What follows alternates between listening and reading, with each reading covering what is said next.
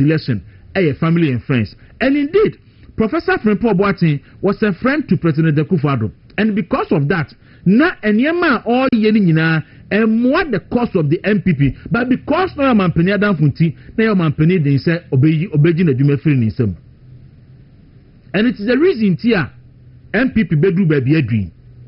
One of the reasons the MPP lose to the last election illegal mining galamsey. Illegal mining galamsey. And Professor Kwabena Frimpong Boateng, this is why the MPP lost the galamsey fight. Mr. Professor Kwabena Frimpong Boateng say drones na omo catch Ghana for say omo koto e dey be fight illegal mining no drones no e wo hefa drones na omo yes omo koto drones e dey be fight illegal mining e dey Ghana sika e mine no drones no e wo hefa Mr. Professor Frimpong Boateng say the allegation say ono ene ne ba etu illegal mining no eno ekosi hefa. The issue about party here, the issue about say excavators 500, excavators Nigeria, NDC 4-year artwork, say excavators A1 Tabaya A2, say na Amodia propaganda Kromazino. Who was in charge? Professor Kwabena Frimpong Boateng. So if the NPP today is not attractive, the NPP is not attractive because of Professor Kwabena Frimpong Boateng. Professor Kwabena Frimpong Boateng on the back catch say and say. Nana Akufo-Addo galamsey na wa galamsey ya ye bi woni fie e wo chebi.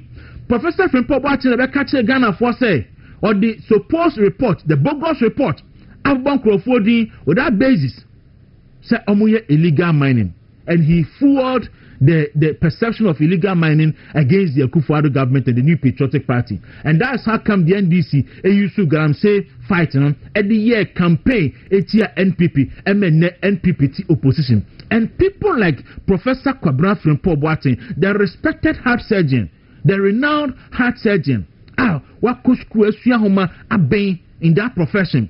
Na Akufo-Addo share no say school akọ homa wasuya na odi positions ema no na obegu MPP party nemu ase na ninti party ni ho anya akọ say enipa bedom MPP.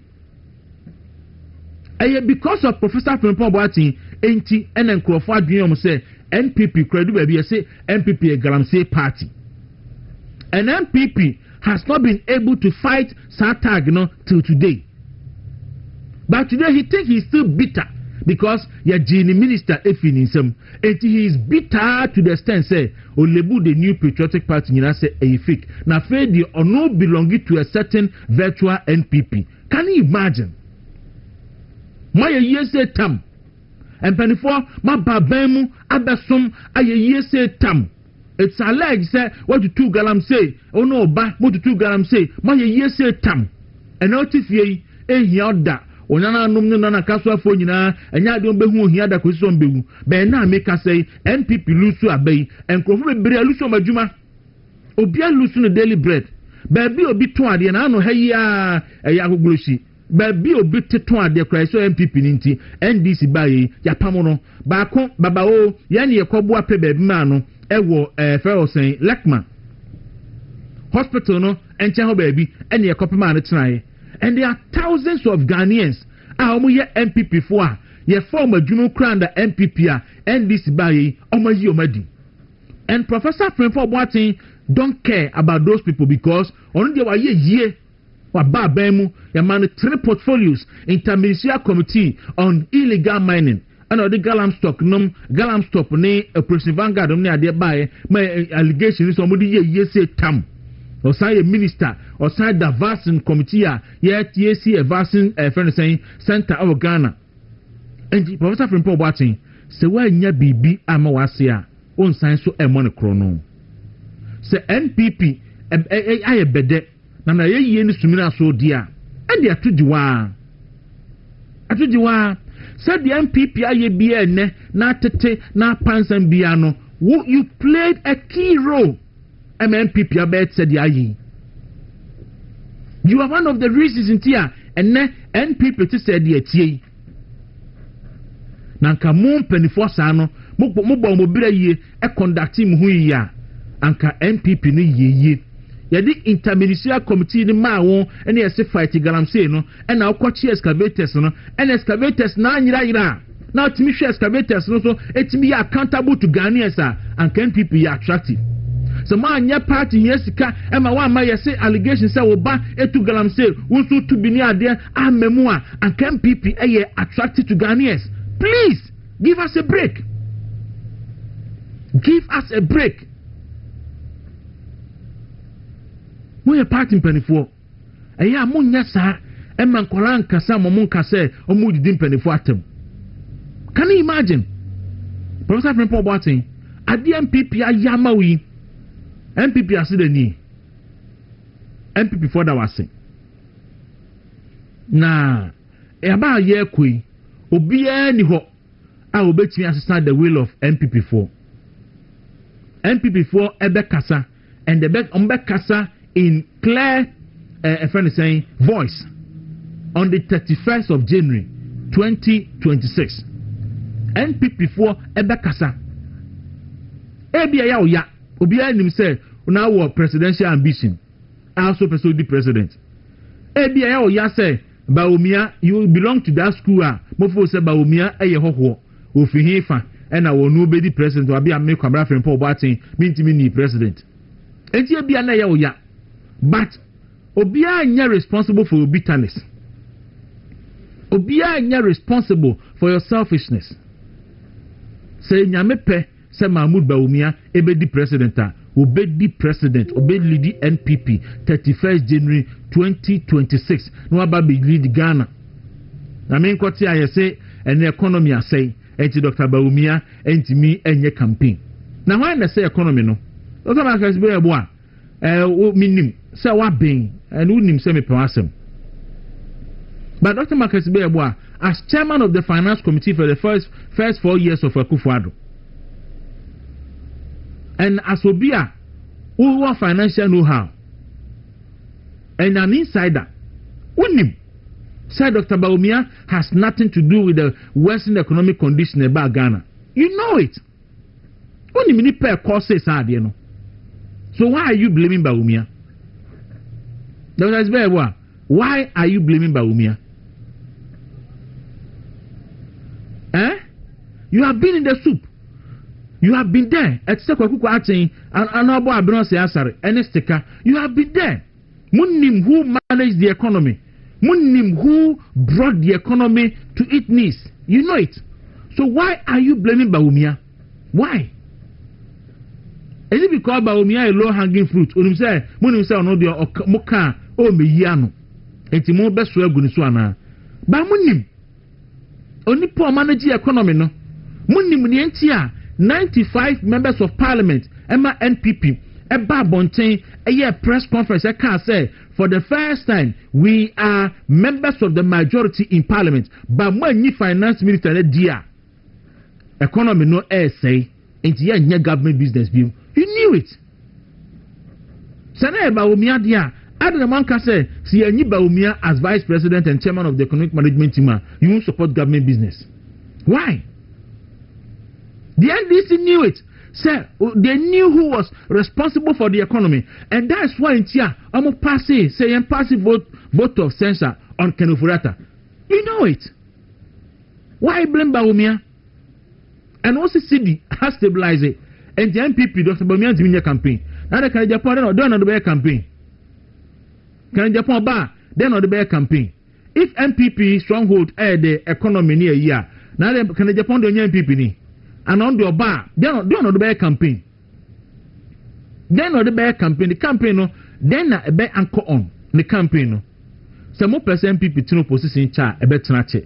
More percent people bar bemo a bar bemo.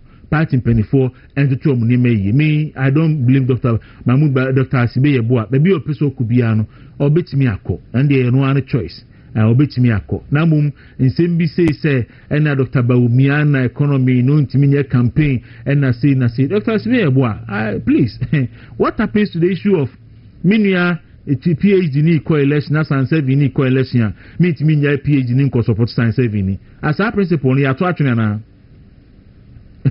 The principle of science in coalition, na Minia PhD in election, minti minya PhD holder no and support science saving no sa principle no ya to atwene enya adwuma biem ana eba omientia bidin Kwaku Dawuro we adwudwam on movement in the morning that's when no chance no pay na eran seminar no yedin pensin mu dia brebo no nkro a ye ne Kofi Tonto a oye political aide and deputy spokesperson for Dr. Mahmoud Bawumia ebe chance na yedin koma enko ba bia efindi bi ran seminar mu akasa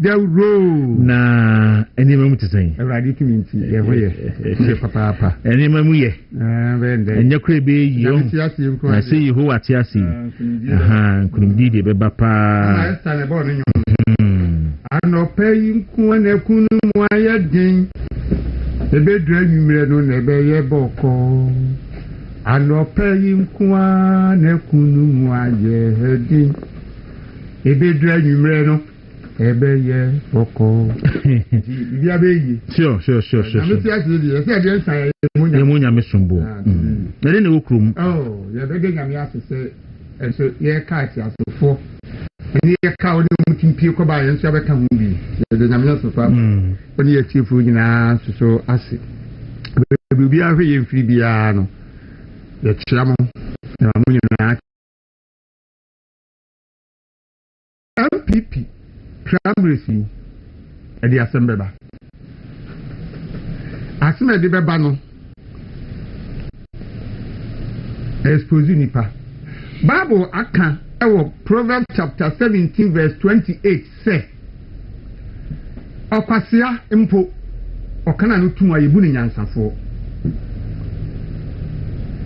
ebra na MPP Tramresi nko so no enipa bi wa MPP mu a na me hu ma na me respect wo mu pa but safo ni nyina ne me hu na me hwe ne to se de kramanye hu seminar na odwan hu seminar me hu se onam ho hyenhyen kwahwe ni mu mpanimfoɔ no bi bia ɔma no kasa wɔ TV so radio so wia wo say yes papa we ɔnam we sɛ ahwi ninimu sɛ nyansa nyɛ adwini mu nɛteɛ sɛ nyɛ sɛ obi anyini ne yɛsɛ so yɛ nyansafoɔ because wohwɛ nsɛm bi a nipa bi ka ɛwɔ primaries yi yɛ a yɛkɔ yi mu a na wodwene wobusa ho sɛ enti asom asi na ɛka saa asɛm wi kɔɔto na ɛka saa asɛm wi ɔbɛnti na ɛka saa asɛm wi enti adwen bɛɛ na ɛda ne tiri mu a enti ɔka saa asɛm wi yɛsɛ ɔtan ma nipa gyimi ɔdɔ ma nipa gyimi baa meda bia meka na fidie wei so sɛ ɔtan ɛma nipa gyimi paa because MPP foɔ mpanimfoɔ bi ɔtan a ɔmo wɔ ma tabawumia nti no ɔmo kasa ahu sɛ gyimi wɔ mu paa ɛnyɛ agorɔ because ɔmo tan Dr. Bawumia enti ɔmo ka asɛm bi a ɛbɛgu ne ho fi but ɔmo yɛ saa no na ɔmo expose ɔmo mpanimfoɔ bu baabi sɛ apɔnkye sɛ wɔsɛe ne wuradan onim sɛ ne wedeɛ na wɔsɛe no enti mo a mo ayɛ mo adwene sɛ mo bɛkasa gu Dr. Bawumia ho fi no mo ankasa na mo gu mo ho fi mo ankasa na mo gu mo ho fi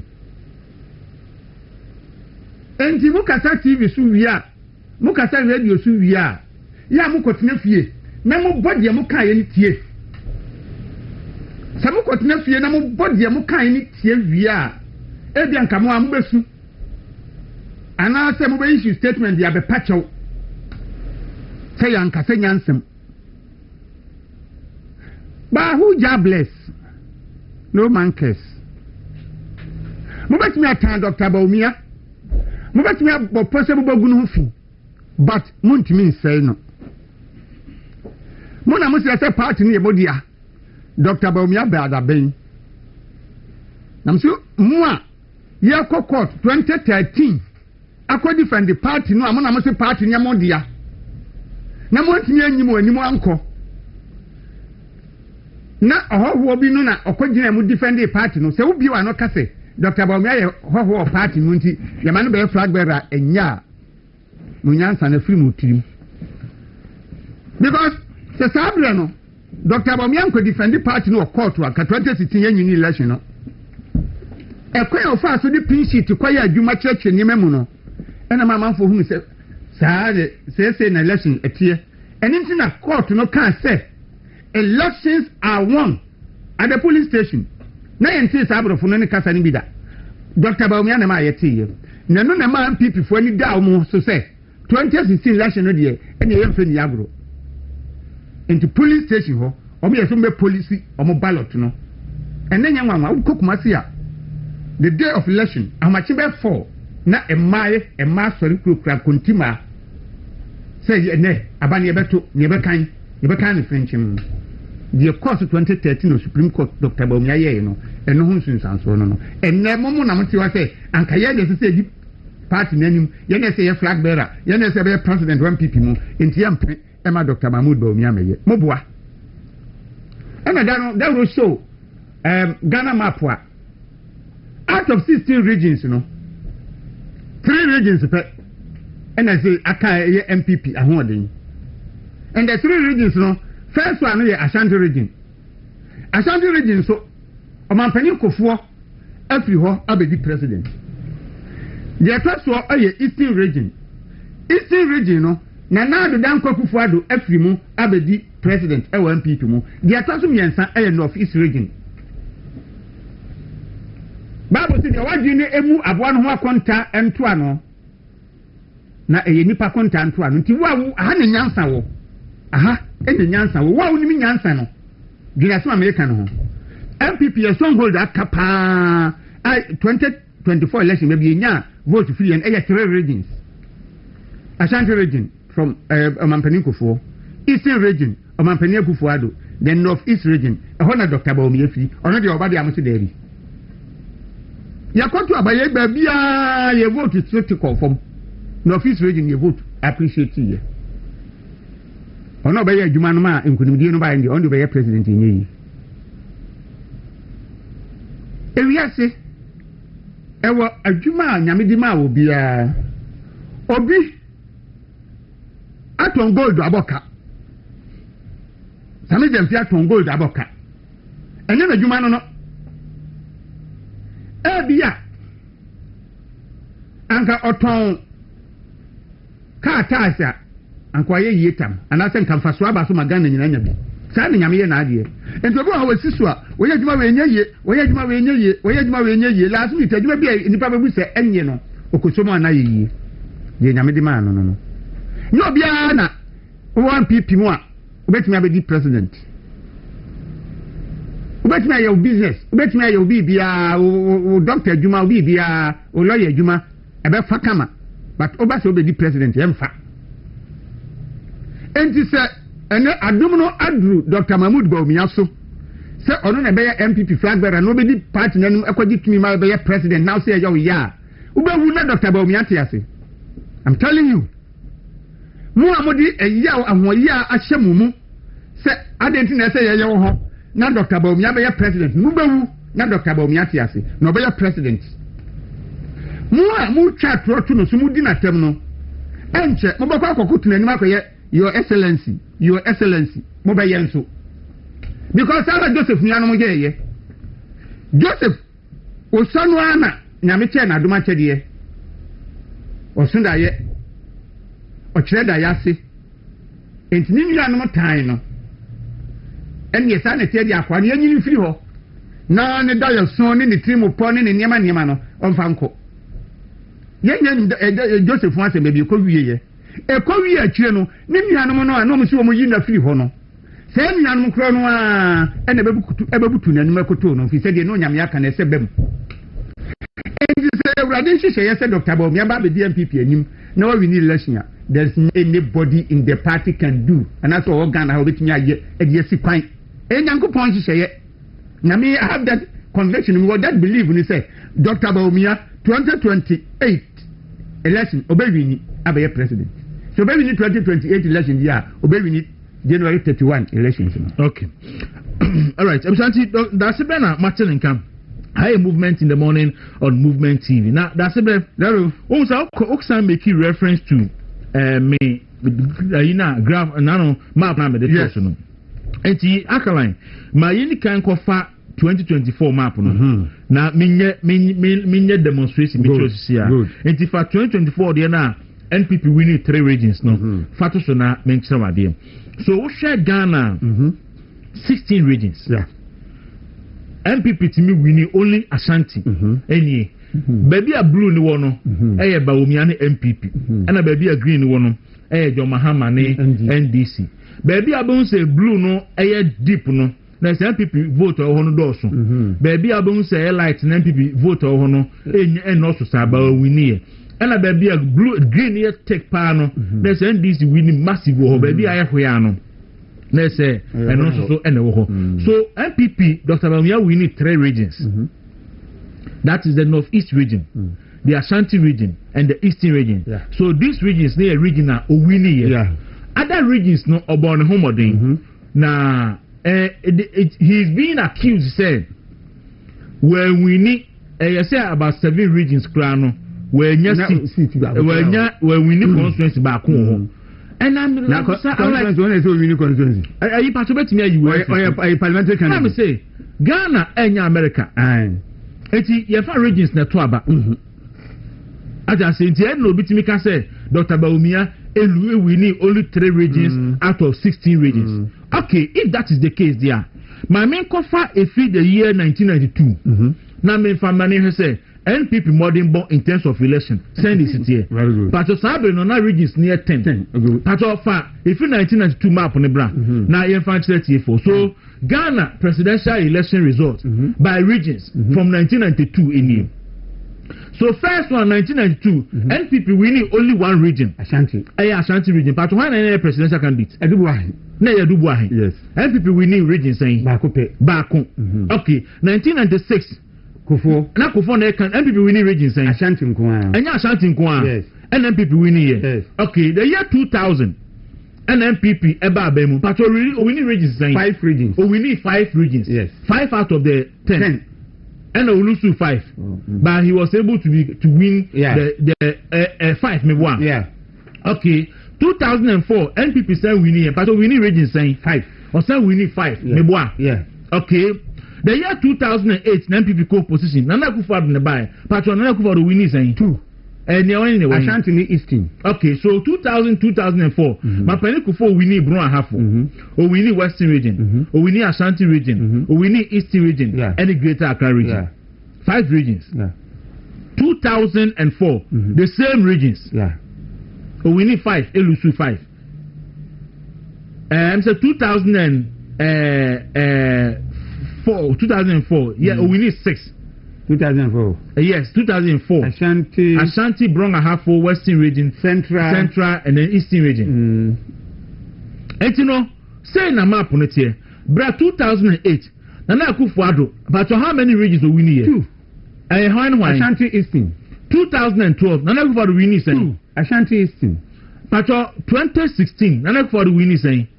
Onya 5 and Oko to 6 regions like Kufo did, and Otimi winning the next election. Now, I didn't know.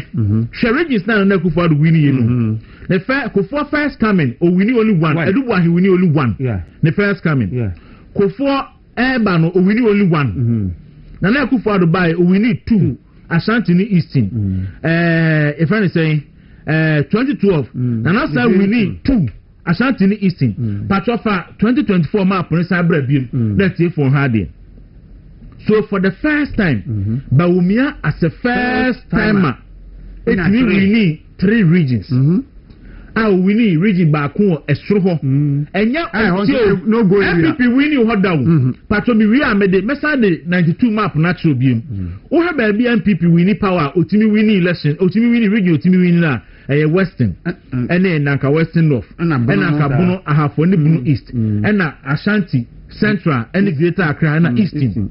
Not MPP crossing Sabodeda, but for the first time, Dr. Mahmoud Bawumia, we need a region in the northern part of Ghana. At the back, the traditional 2 regions of the MPP home, Eastern, and Ashanti. Pato, circle back to the other map. Pato Wahu. MPP entimin crossé bono any ahafo and crossro baby but for the first time it will be a crossé and the whole Ghana yet abano region B MPP vote a drop here northeast region pe MPP vote a crossro but will be say Bawumia de oyeteninti wakoba akunu we wini a edubu ahede oyakani okoyo wini ba akon when me answer maybe Kofo ya kan ni okwo we need back we sad ni ba bi Nana Akufo-Addo okwo we need 2 yes ba bi osako we need 2 osaba bi ansa na third time no otumi win 6 regions baba omia de oyeta ni nti wokọ baako no we need 3 regions sekra on the enkanisi nchen no kofi no 3 no ngofo de 1 ni 2 no do sesen no what I say and wo hwe Kofo also yen region by regional map no data na me dey actually win also yen vote by vote so Kofo first time when you cross 40% 39% Baba Omia first time no what you cross 41.75% ko 42 no enti no se enye otan ene yaudie ene anibrea ede enti na nipa timi gina so ka say by Omia de call election no we need only 2 regions inti we need a friend say we need vote or a constituency or region binti and you don't mean kobi. This is the data and it's speaking for itself. I can like me that say ti that say definitely ni no nti de wadwini no on fam kwadwini mu simple kra ya ha na nyansa wo what I say it has never been the case say MPP beko election na we winning no candidate and let me win 3 regions in the first attempt the BC everybody winning 1 Kofo winning 1 everybody winning 2 Osa winning 2 and sana Kwaku winning 6 Kofo winning 1 and sana Kwaku winning 6 what I say and Bawumia winning 3 and the say on the and now here ka say obi afini region and nam say on the ebeji party na si o region bi meanwhile the home region now people get 19 seats out of the 24 akafo and then for 20 akafo nani mu Elusi seat no occupy for 20 years. 24 years or 24 years. What watching? Na say we abusuapani na wo bewu. Na wan tira anya ehihye pa amfo akira anya obi obetimi ahwe abusuafo. Na woto abusua na jeje ma na abusuapani pa. We abusuapani, obedi abusuapani, wato abusua asase nyina. Abusua fie wantimi ansiesie no. Ama wo bewu ne dan fa awai eda ho. Na wawu a na yesi fa oba medi wade. Na kroba so na e kasa asase nyina. Enti no me hu se nkrofo kasa saa no a yesi afei de Kennedy de oba the next election will be about galamsey any a friend is saying any jobs a fight into them. Look, this week yeah Juma we have been working. Companies are not going to Japan who will be a defunct, we have them. Yes. The companies we have it. Yes. We are working, we are compiling data and this week the best start expose here the South information in our abonting only workers 7,000 bia a yentro it will be so creative jobs into the there and there's a jobs in the air can there. Dr. Kwame or said Dr. Kwame that's president creating you must say Ghana for me president. Look, me just sure say Ghana has new workers as Zoom Lion papa and as Ibrahim yes. Before Zoom Lion despite say nyuma dia ye kwasre despite no mayor presidential candidate na Zoom Lion yen deputy and running mate and I say Ibrahim and running mate therefore mon ko election no me say I'm putting it on record say Honorable Kennedy Japan only work 7,000 year obey me say 500 which me show nipa 500 pa companies na e difference no we have them me we have them. Only work at 500. We're putting it together. And this week, Econo, the Bayasa expose no, na Ghana phone in Hunia Ecoso. Ubia and Timmy Matun Futrungu Bieni, a man for the selfish interest and a num. Now, Dr. Mahmoud Baumi, and Majidisa or Shasanima Winina and Yama Ecosunino. Inshallah, he will become the next presidential candidate for the new patriotic party. Now, walk ahead to win the next election. Now, any pebia almost selfish interest in tea, almost say MPP, say Professor Frimpong Boateng, may say, who can you pay MPP and him Guasia? Professor Frimpong Boateng, you can't take him out of it. Because or no, and the Kufa Dunya and Mujidi, edition in some say, what a whole interministerial committee on illegal mining. Near the man, now or take gallant stop, any operation vanguard. Near Quache excavators 500 room, near the Breno, near Quasi Ecopeno, or say excavators Nigra. MNDC4 a year excavators, flyers near there, excavators 1 turbine, not A2. And it was one of the key reasons in here. And Crawford to about the tier MPP says, Sabe, excavator new mobile phone. Now, me quite excavator yard the Mohammed Yashim Botum. And let me to do that. Excavator, Timia 500, I hear for yard the Mudia, then the MPP from 1. And Professor from Paul Boati, and now trying to and the cast MPP, no, it doesn't exist now. And then on no join MPP virtual, MPP virtual. Can you imagine that's a to so a bot dumb? Huh? Can you imagine? Say the current MPP no a fake. A fake. I can't say. As I can't me MPP need you. Now say, oh, Papa, no me can say Sabi Kwasia or can I no to my Bunian Safo? Kwasiampo or can I no to me Bunian Safo? Kwaka say an MPP fake. Now we would join virtual MPP. And I can patrol for Professor Conrad from watching video no Ebra. Na memmo oni Bernard Avle na yembo video no na etiefu hu bi ombeka se bia ye kan asem na national no do the enko tie video nimra the MPP I used to know, but the question still stands. Do you still consider yourself a member of the MPP? Not the fake one. So which one is the real one? The real one is there. It's a virtual thing, and the members are there in the background. You think that I don't know. Now look at how they elected their last flag bearer. You know, twist the arms of weak and this is for the 2024 election. Yes, twist people's arms, grabbing delegates intimidating others to get a flag bearer. This is a beginning of corruption, and this should not be allowed in any serious situation or any serious party. And there were issues. We lost the elections badly, and we did not deal with the issues that led to the losses. And then you see, Akala Medase, Professor Kwabra Frimpong Boateng Pejuma Mahama. Tebizan is Mahama Jumo. So Maya do Maya Magana. Now we are Juma Ghana. The Bisa so MPP near say MPP who you fake. Now maybe me join virtual MPP. Can you imagine? But don't match. Yeah, Dominia. Be our cordial. Nyamiadum. Bread Bumbat. Kaka. I mean, I can't. I come. Was the group was a catches of what Ashanti Regional Communication Directorate, you know. She said, Mira Holoma, we are the road, that's better, more year, you know.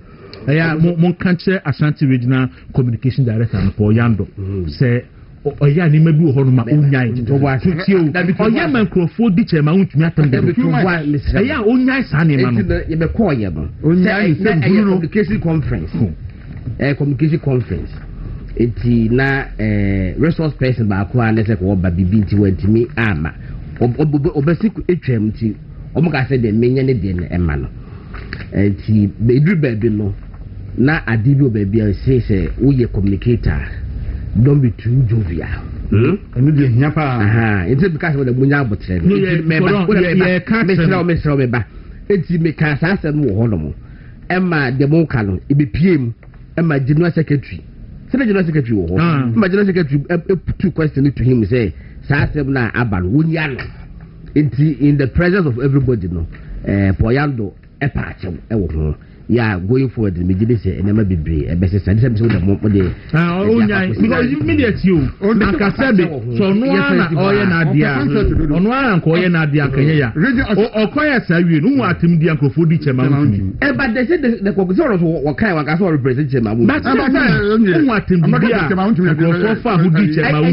mountain for Tilo. I am quite a now we Chabawun to like 4 times and for Yando Yard, I'm looking at true. And what I said about Yandon, so a whole Ashanti Communication Director, which were concerting one of the TV, and I don't know. Mene and Dano say you do not get to Busano, Emma what did to Emma Wapa watch. Okay. But and someone go for over yes, I did not. Now, what I was saying, my wound to know. Yes, I been and Okay. There's a statement from General Secretary. Okay. On Professor Kwabra Frimpong Boateng. One for this in fact, a market or Japan. Yeah, he may read this statement. Kwaku, you see, Professor Frimpong Boateng would interview, no, would take quite chicken crabia, or say incoherence boom. You may be tempted to even stop listening or watching. When you be when you need for when you team player who say we nyanse ni che obi a we ase and now we say what achieve adi in terms of a medical field in no we did say we nyanse ni che obi a but politics enko and medicine practicing medicine so you know so enko na and I'm so contest business professor obey MPP flag bearer ya wenyan Kwaku. I can tell you say nana na ku for kwa huye nehi I say makano hada say Dr. Baumia huye nehi and power prove in fact kodo pon koma so ku huye nehi o she sa ni bogus report be say concern report or ye de ko ye no yeah o twosem baabi obi a wo kagalam say hu asem o twosem baabi say say ora wo kodo pon koma our presidential ambition that be a 1 million who was the new of a fast day you see. And why we say no? Papa no. Papa Professor Frimpong Boateng, they will be brave for. As a man, they see, Kwaku, what is all Mr. Roboka Japan? My boss, Abdul Malik Kubako, SU no court. Yes. Abdul Malik Kubako, SU Roboka Japan. Our High Court for defamation. Professor Frimpong Boateng could be conquered, and it's all about Japan. ɛna ɔrɔb kɛrɛ Japan nso ɛbɛka ebie wɔ abɔnten evidence bi ɛni hɔ sɛ Professor Frimpong Boade sɛ Kwaku baako ɛyɛ galamsey ɛna ɔrɔb kɛrɛ Japan wɔ kakyerɛ no ɛna wɔn nso de nam wɔ keka ho asɛm ɛna Kwaku baako si ɔrɔb kɛrɛ Japan ɛwɔ court asɛm kɔ court no ɔrɔb kɛrɛ Japan ɛto ne nsa frɛ Professor Frimpong Boade sɛ ɔmɛdi adansi ɛma no because ɔnam kakyerɛ no sɛ Kwaku baako yɛ galamsey ɔfrɛ no wɔ court a wɔama ɔfrɛ wɔ court a wɔama wɔn ni evidence wɔsɛ yɛ kɔnkɔnsɛnni number 1 Frimpong Boade ewi akyire no asane twetwere mo bo ama ɔrɔbo kele Japan Kwaku baako siw wɔ court no wodi fɔ ama court abɔ ne ka ama court ka kyerɛ de sɛ wɔn kɔ all over wɔn kɔ newspapers mu I think sɛ wɔn bɔ bɛɛ 3 newspapers mu sɛ wɔyɛ 3 different publications apology and withdrawal. He should apologize to Kwaku baako because he was misled by Professor Frimpong Boade Konkonsa. In fact, one wa ne ba Jojo, one man gaswa galamsey. What is what can wa samuda? Anti, eno. Ono mo bawo, yes wa galamsey, yan de won ka ho asamuda. Na Kwaku sa excavators no mo say missing no. Okoye interview e wo multimedia. To be honest, Asaba Wakan, he was misquoted by Joy News. However, Frimpong Boade has never sought to clarify what he said, which means they are whopping. Because Obesha, Amewu and Adeshaninsa. It's Amewu Muna, a DJ excavators in Ibegu. And I also buy a number of excavators now, Amewu time, almost see hormone. Also buy a Mokokan, na number in Musa. Number in Musa na asɛkyɛ sɛ ebi ayira ɛbi ɔmaade ama wɔn ɛbi ɔbaba bɛ justify why ɛsɛ de ɔmaade ama wɔn ɛhɔ ne de wɔn ahwɛ fún asɛm anka o ɛdɔn ɛsɛ wɔse ɔkase bi a 700 bayɛ kɔ ɛnɛ ɛyɛ 540 ɛnɛ wɔ hɔ nom ɛnna ɔmo ti firi mu sɛ 700 sɛ 540 di a ɛnna ɛtumi sɛ 160 ayira ɛnna hɔ nom a ɛde missing excavators ɛbaa. wɔn nso wɔn nkyerɛkyerɛ mu. Frimpong Boade never sought to clarify it. He never. To the extent that we can say na Akufo Addo fie wɔyɛ galamsey ɛwɔ Tebi. Ya wo kasa o message me call mu so won timi fa den sa kyerɛ sɛ fie ni ni. Was it virtual? MPP the virtual. So no join a virtual MPP. There's something wrong. I think said me would they say yet you know. Na should the dim in along. Or could there sound to I think we can we have to discount. Doctor your friend say Oseana and now Dr. Asari. Kwesi Asari. First one. Kwesi Asari kan. Asari the first one. And also be Asari.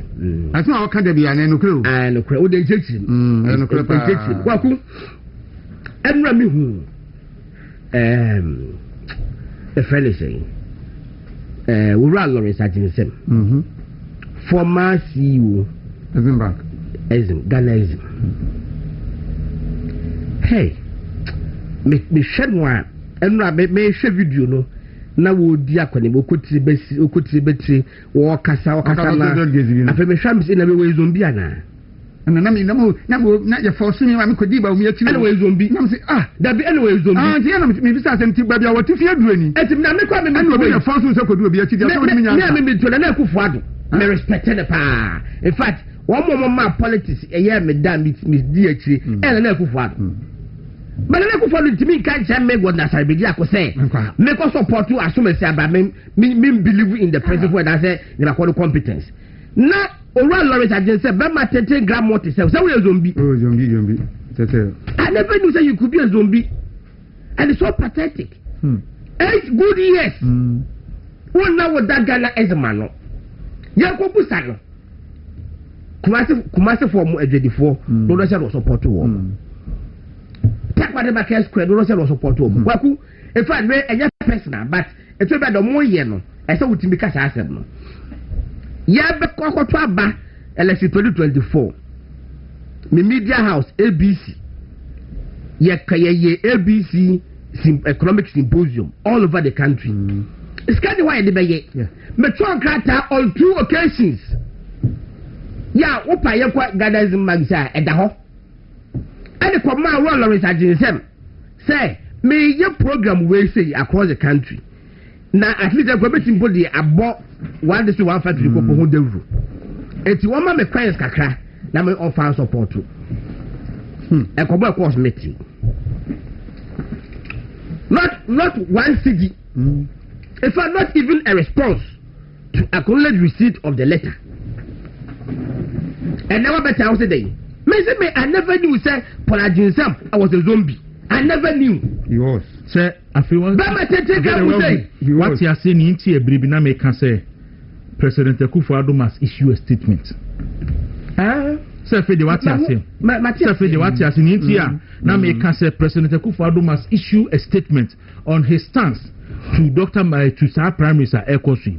Because in the first time I hear you, because you quite in Ebe Kenby. Hampo Beam. Nipa Bibri.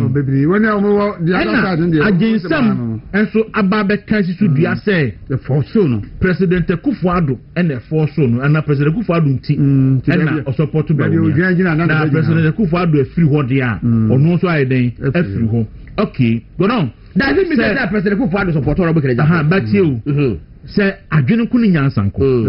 Abria President Akufo-Addo is supported by Umiano. They are seeing Tommentia by Umia because Akufo-Addo supported.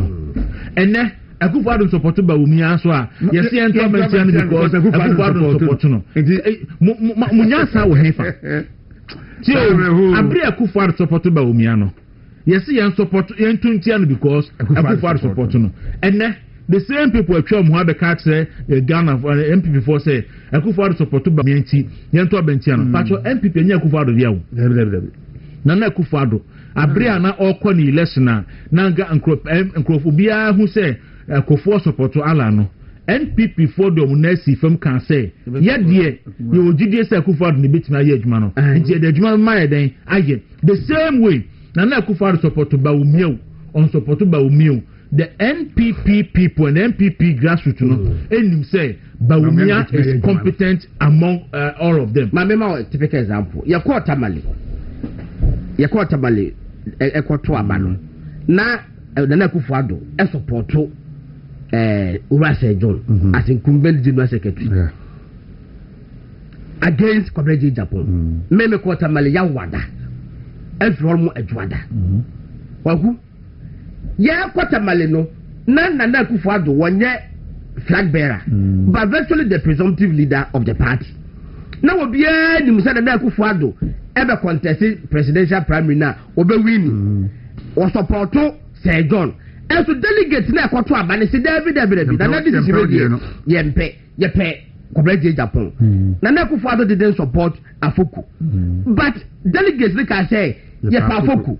Ye na ye back to presidential primary no. Nana Akufo-Addo had about 94%. By the same delegates Kronam Kotuma Afoku ni Kwaku Japan betuma Akufo-Addo. And some rejecting it. Rejecting part was open. It's about the president Nana Akufo-Addo say operate and I was support and I was support Akufo-Addo na we supported by Omienti o intimidating Crawford and Oisi no. And Akufo-Addo support mu amani age. Na mo and right again. You say Honorable Brian Champon, the campaign team of Northern Region said, when Crawford so declare support my other aspirants on the Kwaku Junction, there were two Abanoso Northern Region. A declaration of the bay. I must say, Crawford person would declare support for Brian Champon. Na ye woman. And I want to permit. And it's on the Kwaku Junction. And there were two. About to men to Abano, said they did not be given the opportunity to declare. And no, the vote should not happen. Someone in Junction, I'm going to Junction say, Ma will be and declare Mobia. Now, I say Mamun to Abanbi. Say Mamun to Abanbi, dear. And I'm going to Junction say, and Abamayan to cry. That declaration to cry. Won't you permit? Won't you check? And they was it make what you check in the wild farmer me. It's no. And I has your G. Sanka Dr. Baumia, we need 2024. Kobana Jinseminum, I pump on. Come on, and almost people sack. I mean, the commission approach. If you come out in the and yeah mama ba ko so bi me find the in tubia no say wo hu say omu release as a big source be our party ni mu a omo agidi some time ago no against Dr. Bawo. Oh yeah, and you see obi say case happen ohini ba e okuma say the founding money shows o kan sa assembly be 2 weeks ago say ebeba say election e be ben a on be release enipa bi a omo party ni mu a omo ye party a big waste. No can say a NDC for the show but you don't because of investigations because of investigations be a cost against enipa bi nti nti omo be kwa NDC for be share party penifo bi to say Dr. Kwaku Poba Professor Kwaku Poba tin wachi no mo do ma ba be cause mayhem e wo party ni as way Batman yes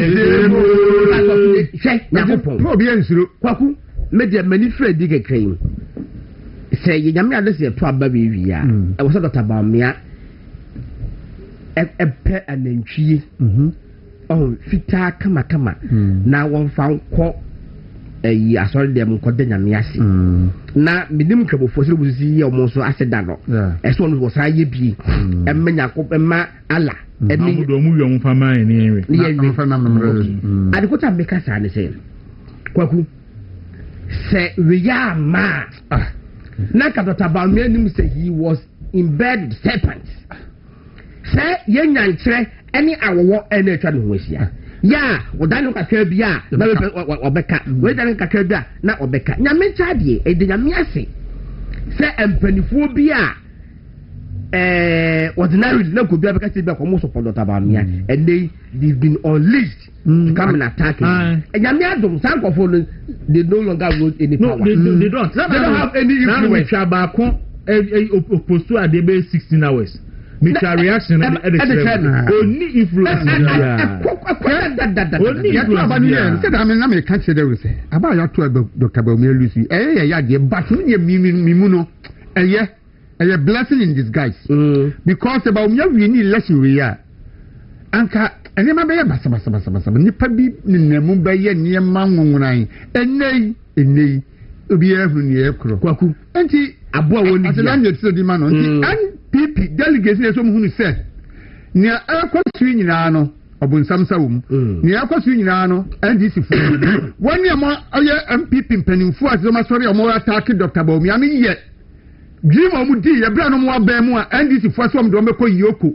eni si ya de ni de keka ho eno ma sure mo se so mo beja omo di a omo enko yadwuma kona kosim se be ya Dr. Bawumia nwini election ani ti no mo yasa anya he yes ECG ho ayi nyina egu ho who say ECG ho investigation bia bia meto aba ni na mo twen na ya to aba na wie na se am ya to aba na wie na mo ji presidential candidate ba ku bi se ojam wi ni ya na be the media general no ba be na aba ye press conference Kwaku na aba ka contract no you anywhere was say I'm watching with my wife and from what you just said about Mr. Abdul Malik Kubako quoting what from what he had said about him concerning he drink and my wife says you are right about what you are saying about report watching. She says if you had said Mr. Malik Bako had stolen a book then you would have believed it but for Malik Bako to engage in galamsey la in fact I had a course now I could say Enra me kwaguna me ko duru ni ntini so do ni me mampom me ko efa be che holuma fa da woma se enwa e be pie edwoso Anita Hotel Junction ho me che pa san be duru enkran Kwaku election bi hey said the Asante region is support Dr. Bawumia no you have no idea me say election bi emo bia yamu nsese atenie ene entrone die ebeko so saa 3 weeks ya every year ebeko so pa na so no mamu yamu na eyi say na Dr. KK Sapon no to me grant media interview okasa mo penifo mu di party abo party na party hwemu yi party hwemu na mu di party abrosa nyame betua mo kawo hwe godon abre mu ye den na fu wo ho sensem ye den na gold for oil na say na province anam ha na kwasi agu anam ha na nkrofo nam ha na ye chirichiri mu onim the fourth said Dr. KK Sapon yantin kan that sector ho wa ye ho adwuma not president for time to Tamale refinery 8 years CEO na ko do ba ye GMP 8 years CEO 15 years everyone is saying institutional memory how the energy sector ba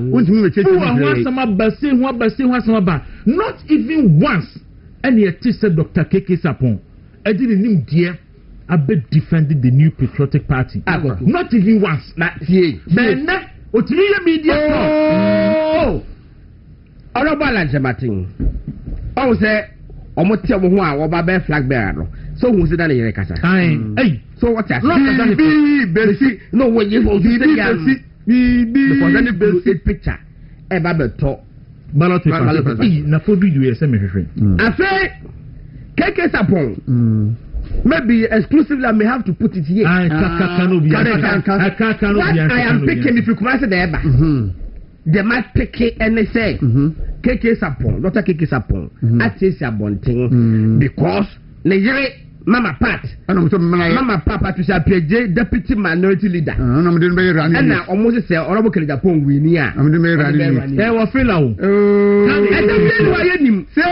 it's not to see the trade it's not to see don't bet nadi according to you ye sheda mo bi se nkom yes say be ya o di sika be ba support campaign but the running mate na kasa ade e ya sokwa because KK Sapon was catching na to see nampa it is a KK Sapon say sika obejo ne kakre sika wa pompi egu mu no e was a running mate no around Kelly Japon we near e mama Pat nenye Kennedy Japon ya na okotena TV so and so put it here okotena TV so kan say ono die obeya president ya obeti chiri nkrofo gu ko so obi Kenya campaign ayi flag bearer kakra we and nkrofo na sponsor we now the whole nation abaka so onye obi Kenya campaign kasaju anu sa just like that okay it the make no say parents sanity says honorable Kelly Japon ye ebe flag bearer say pa Madam Patricia Apeji Rosalinda wife of Dr. KK Sapon and the bear running now to him make say awo kan gu hu animu ase e be say one time na me hwe na po video na kama bo but they don't say so o say Samira ye campaign Emma Ekufuado 2008 oye campaign Ekufuado 2012 oye campaign Ekufuado 2016 oye campaign Ekufuado 2020 aha me hu video no akalan pacho me the video no ma ye ho adwuma ye ready pa ka kire me na na yemfa entoso sisia na o say ansana oye campaign ma ni kunu 2024 and alpha Samira how many campaigns 5 I say 5 and ye misa omo e person di presidential candidate na afa di prekope omo yirenom enam ye campaign ni say abre Akufuado omo mo se party ni omo dia no 2008 no omo yirenom wo hefa 2012 no omo yirenom wo hefa salu obusa no obisa but it's not say obi wo US as I say say ni na the yiri ati US ya ene wo be ginanti a yakofa number you see ebinum kura no see etimi ya structural adjustment so that ebi be nya ebinum e be face Samira ba wo mi so because some people say ebinum ntimi face Samira no na ade it see etimi ya restructuring in the economy here etimi nya obi obetimi face Samira enti na Paul bisa say na wo we 2008 ana Samira ya campaign 2012 in fact 2016 podie Mahama ni Samira tijina 101 1940 man yes agunu so to say we be pakonya me bona podie we wia me ko yi my favorite video of Samira e di aba I trade fair yes in fact Kwaku me dawasi and then we kwanza ka say ka me top water dey dawasi me brain and you know oni a koji the oni permission and I go yi move for quick loan na podie na me nzano wo kan fashion I mean, maybe some me say na me nam social media ko mami a ye kana asemi na o sham PPT t-shirt am say hey mami we to sham PPT t-shirt since 2008 yeah who is sham PP atade da and no the o sham PPT t-shirt the incoming first lady and am say o man ba mu party best. So I say, etino tio na po say Dr. Bawumi ayere aye campaign maku enum abre anani kunkura nye presidential candidate. Na ebinum te dem kenka aifro. Ye kwaba ne amom board chairman. Ona kan Japan yere Mama Stella. Wanya campaign da. And so ye party ni wini no. Ye na yere board chairman odi say 8 years ana. 8 years board chairman 8 years. It wanya campaign da. And then ansana ni all pepe president edie and na yere Mama Christine so atiesimu a wo ye campaign. Ebene Dr. KK Sapondie the energy mugu ana energy crisis but doing from ya dey by na ye pe nipa to say Dr. KK Saponuma o ma ben no ma be kwaji party no ye nya because you say na yire na na yire be pera ni me yes what yes oni say mama party mma ai ade ya na me dia me ko mama party ya Rosalenda na kanya bone mi amma na me person bet mama to say mama ye ra ya hwe dia running mate in way so and then see it because see it na Dr. KK Sapon e ko media talk oh na to see you mo pa e say what to see but na na Japan say no na to see nyam no me nam me nam ha no nam ha na obi ko poka say me say na no asoro I must have another day no kwa. Oh, when I know I share mo call. Thanksgiving. Oh, the ya take go pictures dey bi. Na to see jina hefa. And now Robo Japan jina hefa. And now Robo Japan wife. No to jina hefa. Mo ko share video ni bi. So that me be say na say when be dan yire. Oh, say no aha. Because say no see here no. Now that's honorable wife what. I really get Mama Christy. Akọ to akire ho ba bi kra. Na dey one aje yafa. But now Rosalenda. Ani na dey take over. Rosalenda. Na nu ade ba kwa. Na wo do mpekasa. Nu ade ba kwa si. Na no aguna a mo koye. Mountain View conference SG4. Pastor Kwani Mbuache ko bo mpaye ma Canada Japan mo say SG4 ando so mo. Video ni ahwe. Obi aye bo mpaye ma wo. Na ni de nipa dim say anam say akwa wo hwe de won ka emi. Na person wo so won kwa na wo nya wa ko dinatem. Da onya ka to be no de won ka tell ni o. Ene na ni kuru e de pa do wo so won kwa. Do ni mi asaro. E do ni mu si de ti dire dia de na say de ye wo. Ma me ko bo na po video. Okay. Mi wi a me bo Samira Bawumia. My favorite campaign as Samira. Then na me just yes, na me just fair na was here gumi. Samira yeni na de ma NPP. Onye latter day saint. Okay. Akaran me ka jamu. 2008 oya campaign ma na de Kwaku. Leboa. Yedi kubo leboa. Protest for oya campaign e ma kana adoda kwa kubo leboa. Yedi kubo protest oya campaign ma na adoda kwa kubo na leboa. Asa ni all people that right president. Protest oya campaign e ma na adoda kwa kubo leboa.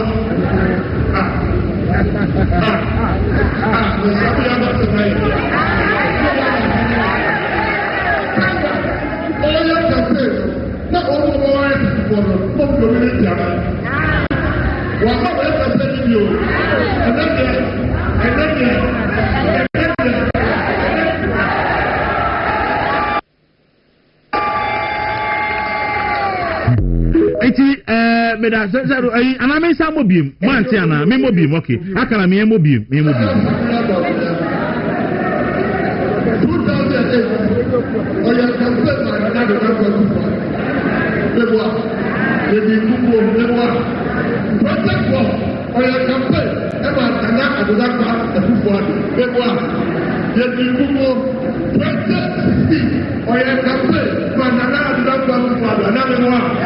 Asa ni all people right president. Protest oya campaign e ma na adoda kwa kubo leboa.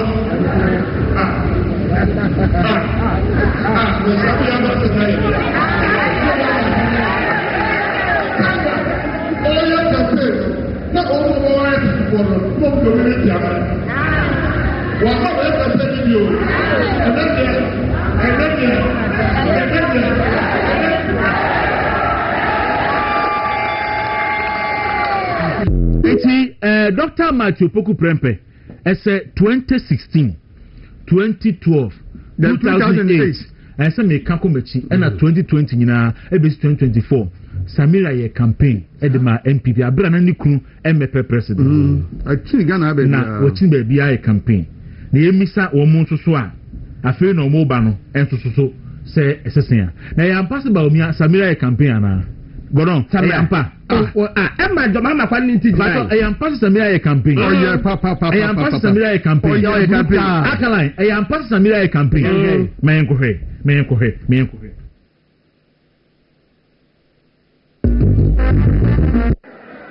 and check yan yet is that NDC 40 Sika Koya bus branded on what the millions on the total. Ghana for soon. Yes, more boy a chrono, more boy a bro. Muncha contract then sign. And almost say, Musu cry a band more. We are saying to the NDC that we see you all right. You want us to see you? We see you, but we see incompetence. We see you, but we see corruption. We see you, but we see mismanagement. We see you, but we see bad governance. We see you, but we want change. We see you, but we want Ghana to move forward. We need an incorruptible leader. We need a competent leader. We need a selfless leader. We need a visionary leader. We need a leader with good judgment. Leader who is selfless and loves the country more than his pocket. We need Nana other than Kwaku. All right, Medasi Akaline. So we are one of the most powerful campaign message ever delivered in Ghana, and it was delivered by Samira Bawumia. And we are 2016. And we extempo one through. Not to say, Mamma, no.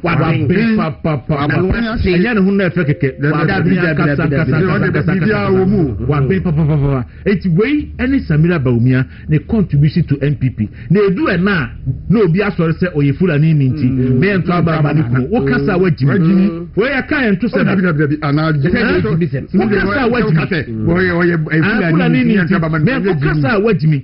I say, you see, because the contribution of cast as in we but Mahama can say when I MPP manifesto lunch, I will treat fair. Mahama say Samira did not so I can say incompetent. Came attacking her, and then Samira came under attack, intense attack from the NDC. Yes. Sabrano now man for Chile or US, a man for Germany. Okay, when I miss yourself, you're chairman, dear. No, you can crack. And I'm who I used to the MPP, dear. No, about what I'm anti, over 5 to 7 can yen share any Hong Kong. Kwaku, Abua Winibia. Okay, young quiet. What about new patriotic party? I will say, you will first. Oh, they can wait first. Okay, well, say new patriotic party initiates processes to expel Professor Kwabena Frimpong Boateng from the party. The new patriotic party has taken due notice of comments made by Professor Kwabena Frimpong Boateng during an interview on Channel 1 TV on Monday, 12 January 2026, in which he described the party as a fake party and further stated that he no longer considers himself a member of the party.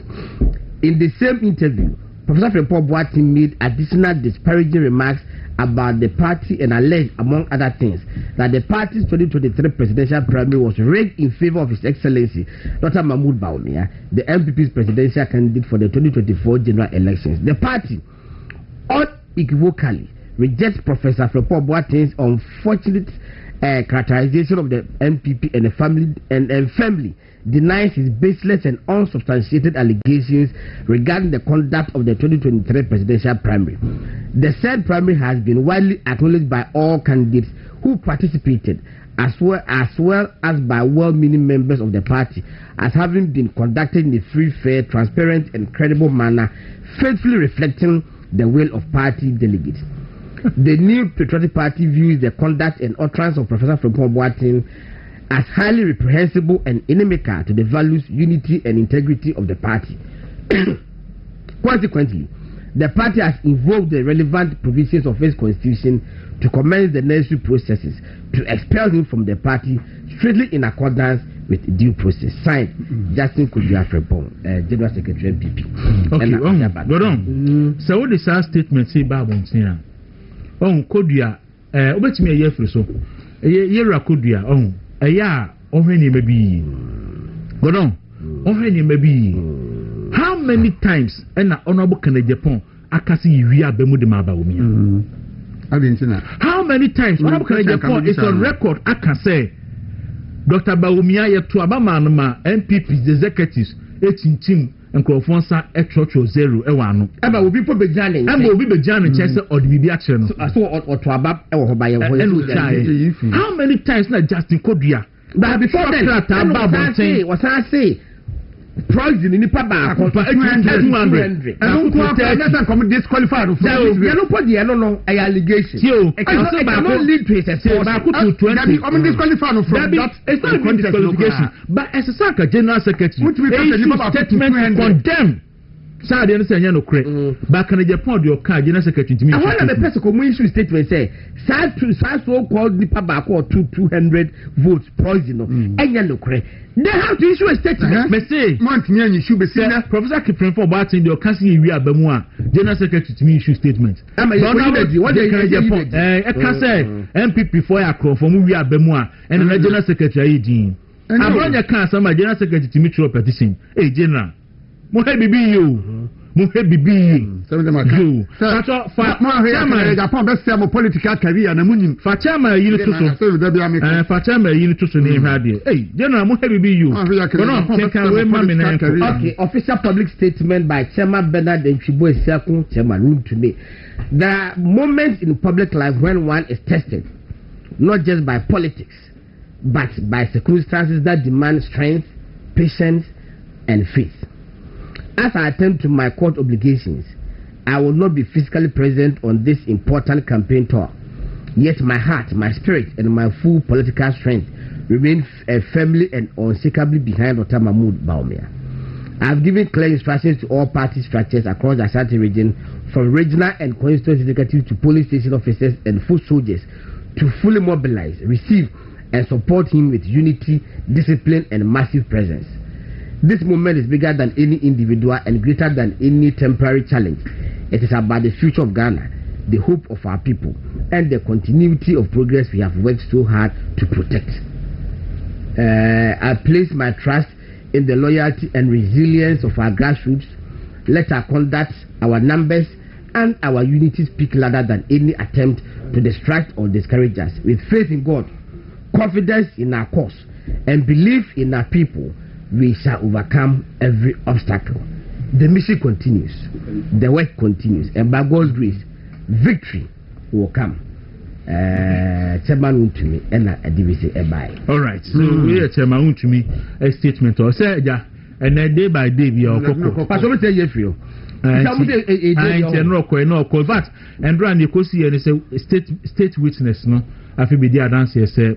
Oni adansi bi a chester ma untumi na de asasene ma obi so fanye illegal mining na what assault obi na catch keke anti e break ni ba lawyer e be pese e sabe kan lawyer and appear kubia na ye no adi enkomoti ye fancy ha na ye nye ye baby ni adwaton de ni wia na ye nto aso na ene no kofiton to beba ebo eya na yene kofitonto edi enkomonti ye beye ni sana yetimi edi akọ. Okay, so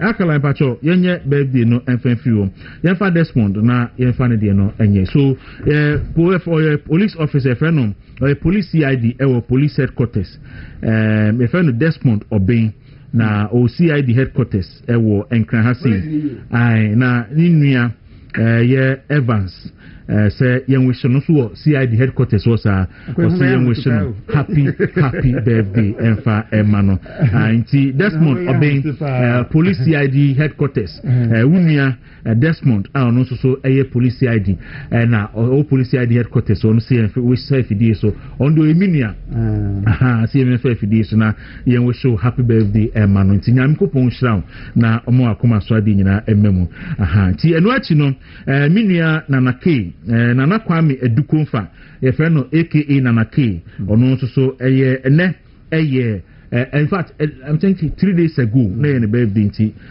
escaping me here man belated happy birthday to your president Emma Unicorn Strength Foundation nti na no na wodanti Nana K happy and I belated happy birthday to you nyankopon shira o sika ba ma mention kana me hu wache metin kan so ache so happy birthday to you Nana K. And last one o say a friend DJ Ruben owo Edubiase FM ewo new Edubiase na ene na woda nti DJ Ruben no pay happy birthday to you nyankopon shira o na o ma so akuma so ade nyina emremu me da asepa that's right Papa Kwaku Owusuajeyin Papa Kwaku Owusuajeyin your small boy birthday no twem no ene ne kai wo na Care for Industries was printers ho na mote no ma me no papa no wonana wo fa ya Ofosuajeyi a owo esuo bo kwan no ewo contrast was say yama belated happy birthday enti Papa Kwaku Owusuajeyi yama belated happy birthday after Robert Dokenu so and your birthday Angela say yama happy birthday Jeremiah Adama and your birthday na you check picture o check bi mu say to come just check picture Jeremiah Adama and your birthday ti Angela say about happy birthday Madam Faustina Adoko Mojizongo Kumase ho na wo ene your birthday baba Akosua Nocturna say Yemfa Movement Television so na yema happy birthday. All right, Mayor of Abakwe friend wo fata. Em say no oye former protocol officer e wo new Jabe. Ofata no regional na no but we are pension. Me re feeder regional office and as the new Jabe municipal assembly. Ko hwe no pay or say Yamanachi the bia o hwe okufobia ofata no pay. Good morning to you. All right, ma me ne tontina for ni wi me wi anafu abebobo jatode no so aman. So Dr. Benjamin Azaki Abeka and Sir from Diagnostic Herbal Industries. I'm going to do 74 at the Abado. Good morning. Good morning, sir. Bi aboko de. Na do mo na so. Ele nyankopon ase yen so ye ho ye papa paja. Ya kwa ko diburu nyaba. Yeah. Na ebi de yare aba, ebi so de apomodin aba. Sir. Adentini here 74 Adaroma. Okay, me da se fi Michel momo hwe ni momo tie nyina. Senya okay na video apomodin aba ebi so de yare aba. Na ehia pa se apomodin no be ye ne obi a ewo. Nti 74 ano pay ya basi ba abe kai enkrofo senior tonti na 74 itini boni peduano. Yes, na tonti na 74 bibidro. Yeah, bibidro enkrofo home say any bibidro but purely herbal. Yeah, the prekese and say bibidro. And say bibidro. Nti se le bi enkrofo nyini no. Yes. We go hwia say nsu. The color na say we.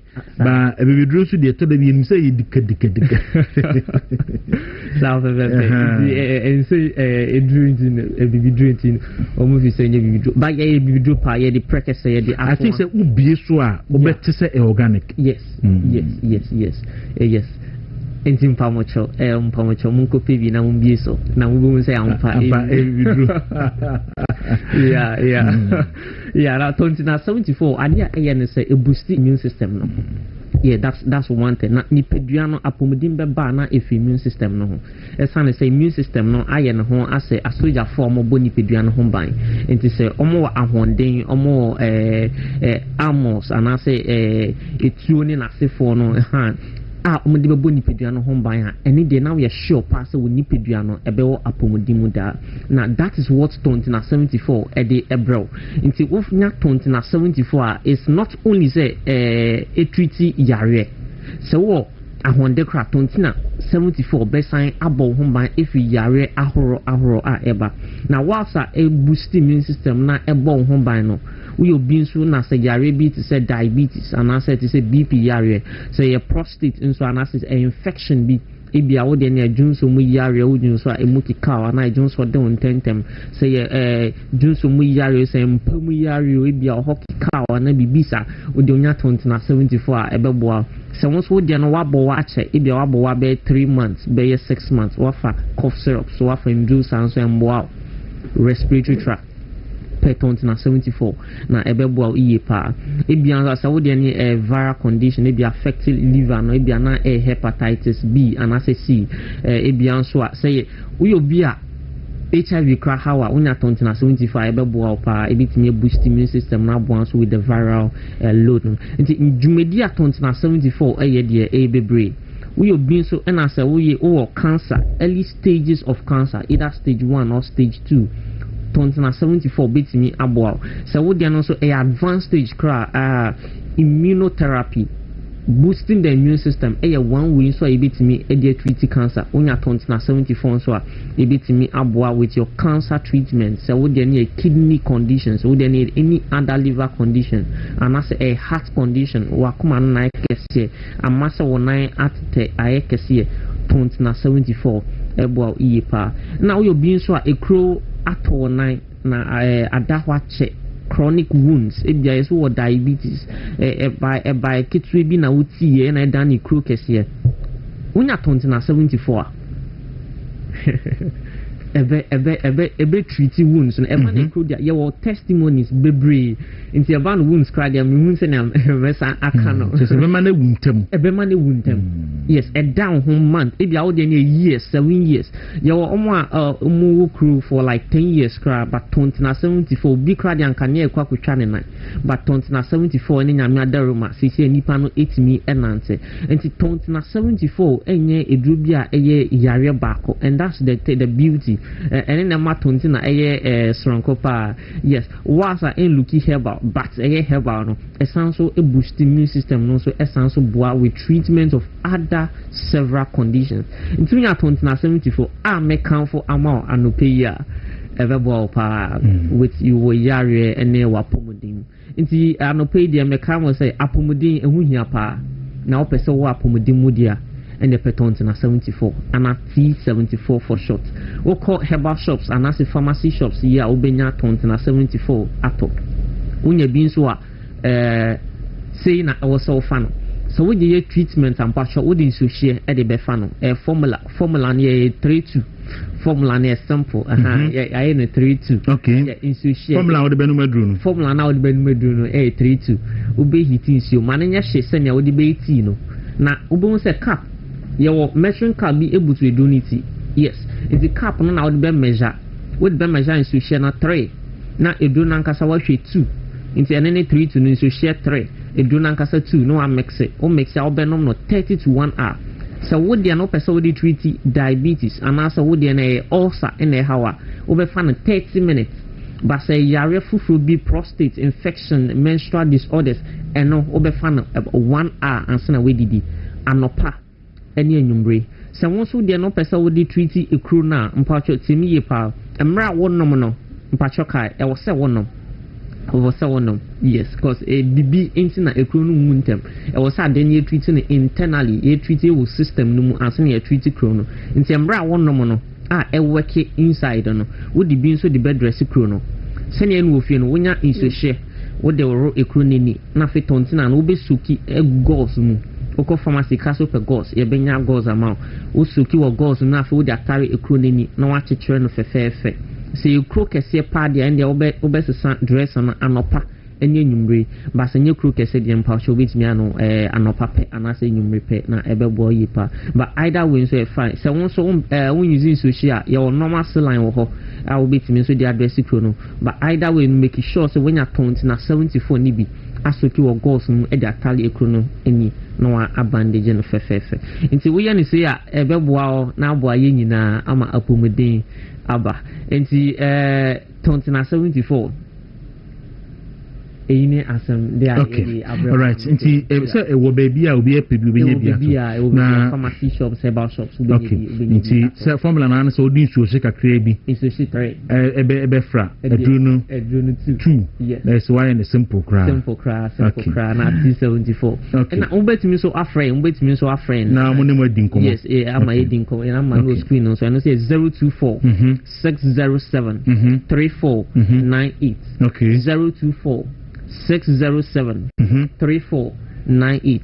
Vodafone is 050 162 8931. With me afraid and also with me text your WhatsApp number ni me in our WhatsApp. With me so afraid am I din komo FFF. Okay. Yeah. All right. So you better say anopay odi eba nti da sebre yen hwe na yen fa dwato de na kano entrust dog ye da se nti ebusia ye ne Dr. Benjamin from Diagnostic Herbal Industries na omo ne yedin komo medi ni ohun. Okay, you me da se nti tontina for so ama yen bi se yen konkoso enhwe ebusia misra so otimin ka tabia for se anopay odi a wo de ne de wo ye bema usisi maye o mere Kwaku nsuru ni ahoden isro bema ese otimi gina na so bo adwuma na oba na energy na o de tabia herbal mixture ene bebo adwuma pa eso de tabia takum ena de bebo adwuma or the cinnamon or the turmeric honey or the flaxseed or the black pepper or the ginseng or the ginger ena de aye tabia takum enti bema unum bia wepo ye nom eye wo a wo beta friend sa bosu wanya ahoden ugina na so bo adwuma oba na ni beje na onsusu weni age omuwie na omode tabia takum na chi na omode tabia herbal mixture atachiri se emeboa na eno nsusu enkuntia malaria na enkuntia fever na enkuntia obi a wenumu ato na wuntimi enidi no enku entia enti fever chill malaria chiwa waduru awuhia tabia herbal mixture ebeboa papa ama onsonsa etimi akabintimi srewa woni omo eni enkomo numbers simple 0245 74 9206 and 0243 68 68 61 na oni tabia for edin komo na omonsoso etimi aboa bia wo de open home appliance na to me patro me kan for high sense edi amount bronya mu high sense for dwumadi a wo mu ediye no enya asem ketwa high sense for abomodin pa microphone nya home appliances say television say smartphones say deep freezers chest freezers ana bibia wo be sisi wudem no we issue fi air conditioners ana gas electric cookers ana say nyema open nyina no so high sense for and American for their mom nyema so ye papenti omodi warranty ni ade nyina e di account kama so to be a 5 years kra na say a manufacturer defect one a year or the kombehwe na omasesa e di amount omo won krabata Ghana fa na bibre enkran ha mato apeti ha nyina okoko foodua hohoi okohu tamale komankasim ko tetimai okọ chistatakra de be bia high sense for ewo ho oni omo edin komo so a on bitimi aboa na on site mi akomuni ma no bi papa oni omo ni komo no peya that's right yes one yan nature medics nature medics di no mi ensan ba de kan your friend gastro mixture obi a wonya stomach ulcer na typhoid fever obi so a wonya diarrhea na so wonya indigestion anyone here aduane tom yema na eyom ya no o meduru no wonya bi no no ma betu ase oba ubu nsa wote ya oba won sebu nsisi so oba wonya yeast infections no wadura nature medics ma wo anopai eye menstrual plus mixture so ye bema o prostate na ye kese enyini nti ama jonso asesa o ko jonso atan so brepa ansa na jonso number o ta jonso ntwaso enen enhu ma bebre do na dwa wontimi nane ne keka ho no a wo mo de prostate plus mixture ba eno so nya bi no ma ebetu sa ha no ase ama wade wo ho ba bia tuntun ado bia nature medicine no yi obenya bi ato e wo ho no mo sa wo pe bia tua o fra 0244 778899 sorry 0248778899 0244 asamna san 0248778899 0248778899 yekosuhum anam se yeko chocho herbal industries obele di chocho skincare products aba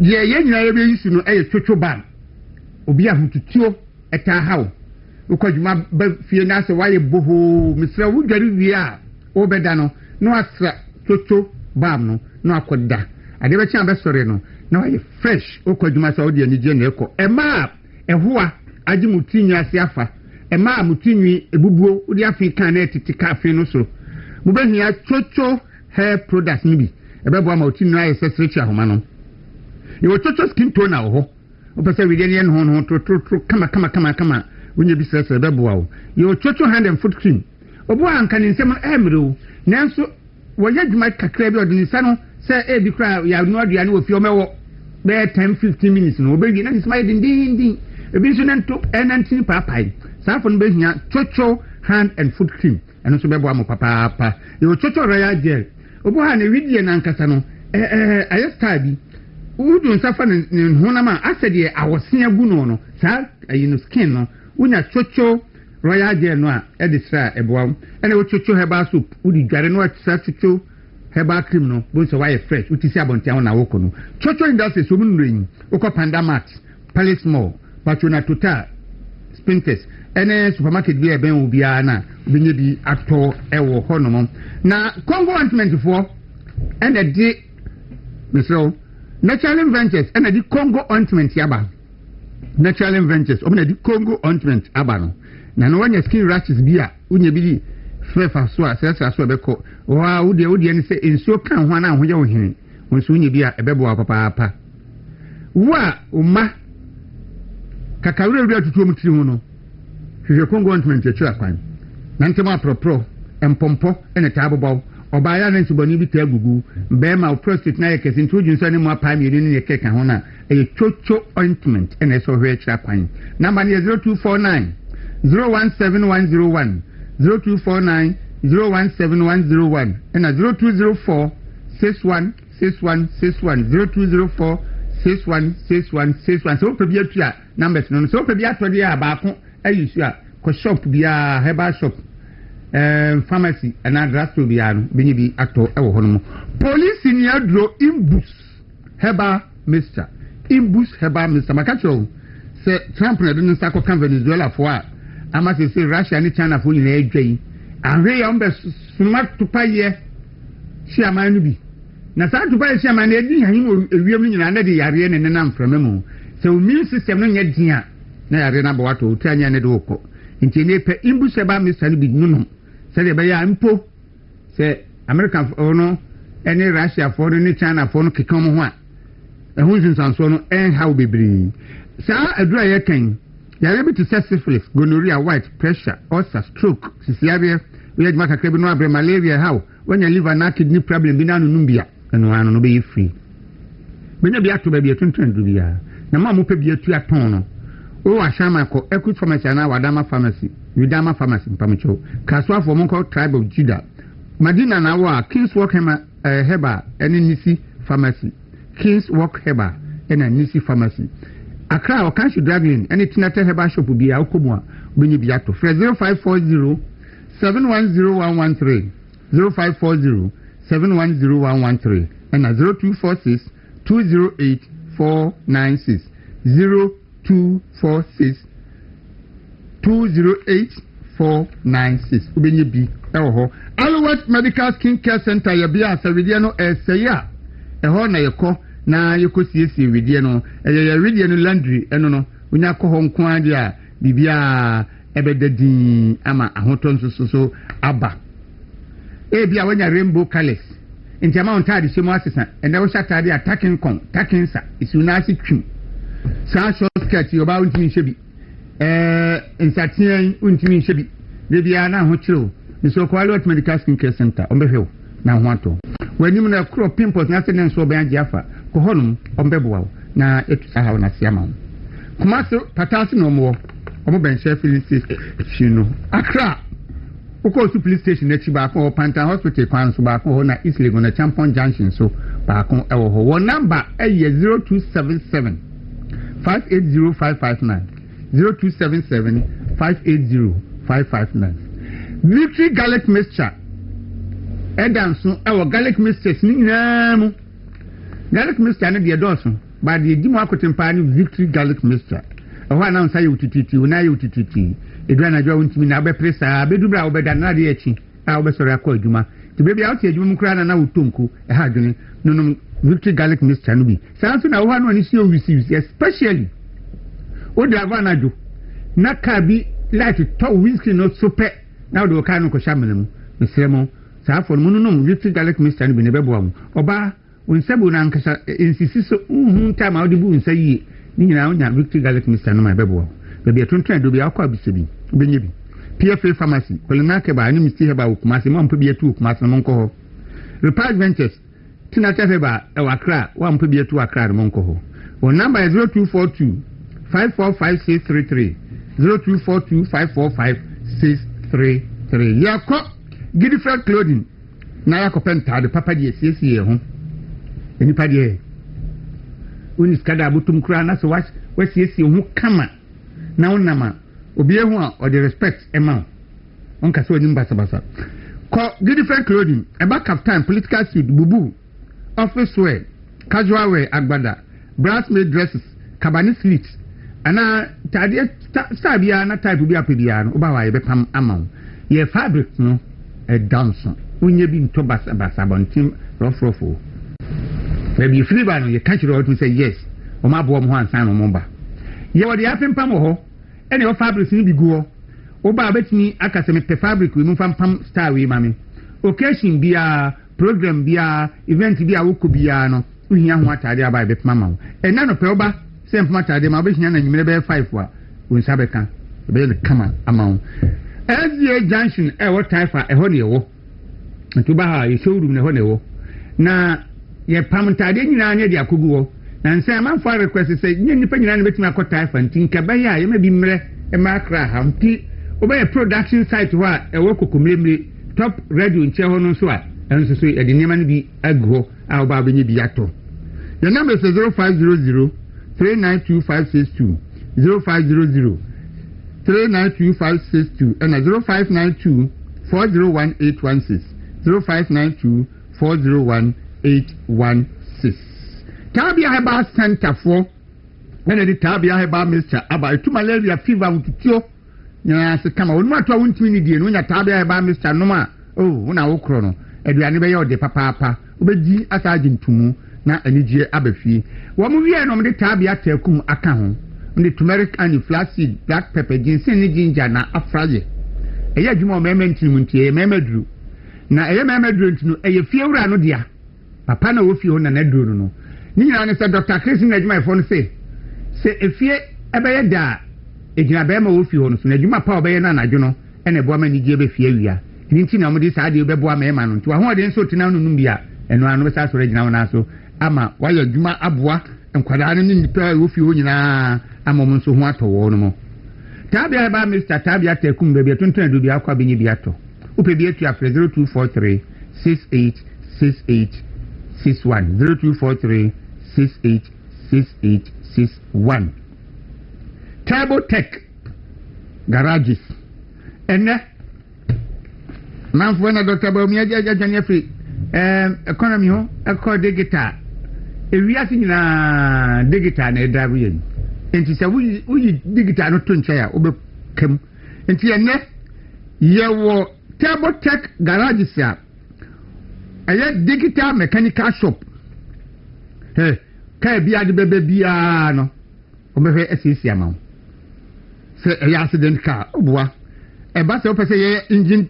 tuning mount and engine turning overhauling body wash oven spraying air conditioning services upholstery electrical wash automatic gearbox e se na de ba ya mount general service car ho dwuma bia no o ba be ya mount o car no aya leche ti se den na de be si ho na ye mount time se be fa anri a oba na sika no number no mo ho ne ka se o car ni a oni e ba di atunye enti bra na ye nsiesie o car no e ma o kama se Toyota Nissan BMW VW Hyundai Kia Honda Mercedes-Benz Range Rover Chevrolet Ford Truck buses ahoro nyina e be ye amount ase se o ya ban dwuma ni se o ya doctor o ya nurse o ya banker na uni time se we de kan be ba men ngore kra fe omo o ma be ma driver fo ba be fa car no se se to kro ma be ba be to car no na o mo dia kwadwuma makoya towi fi no enya wo ka nti we die opportunity kese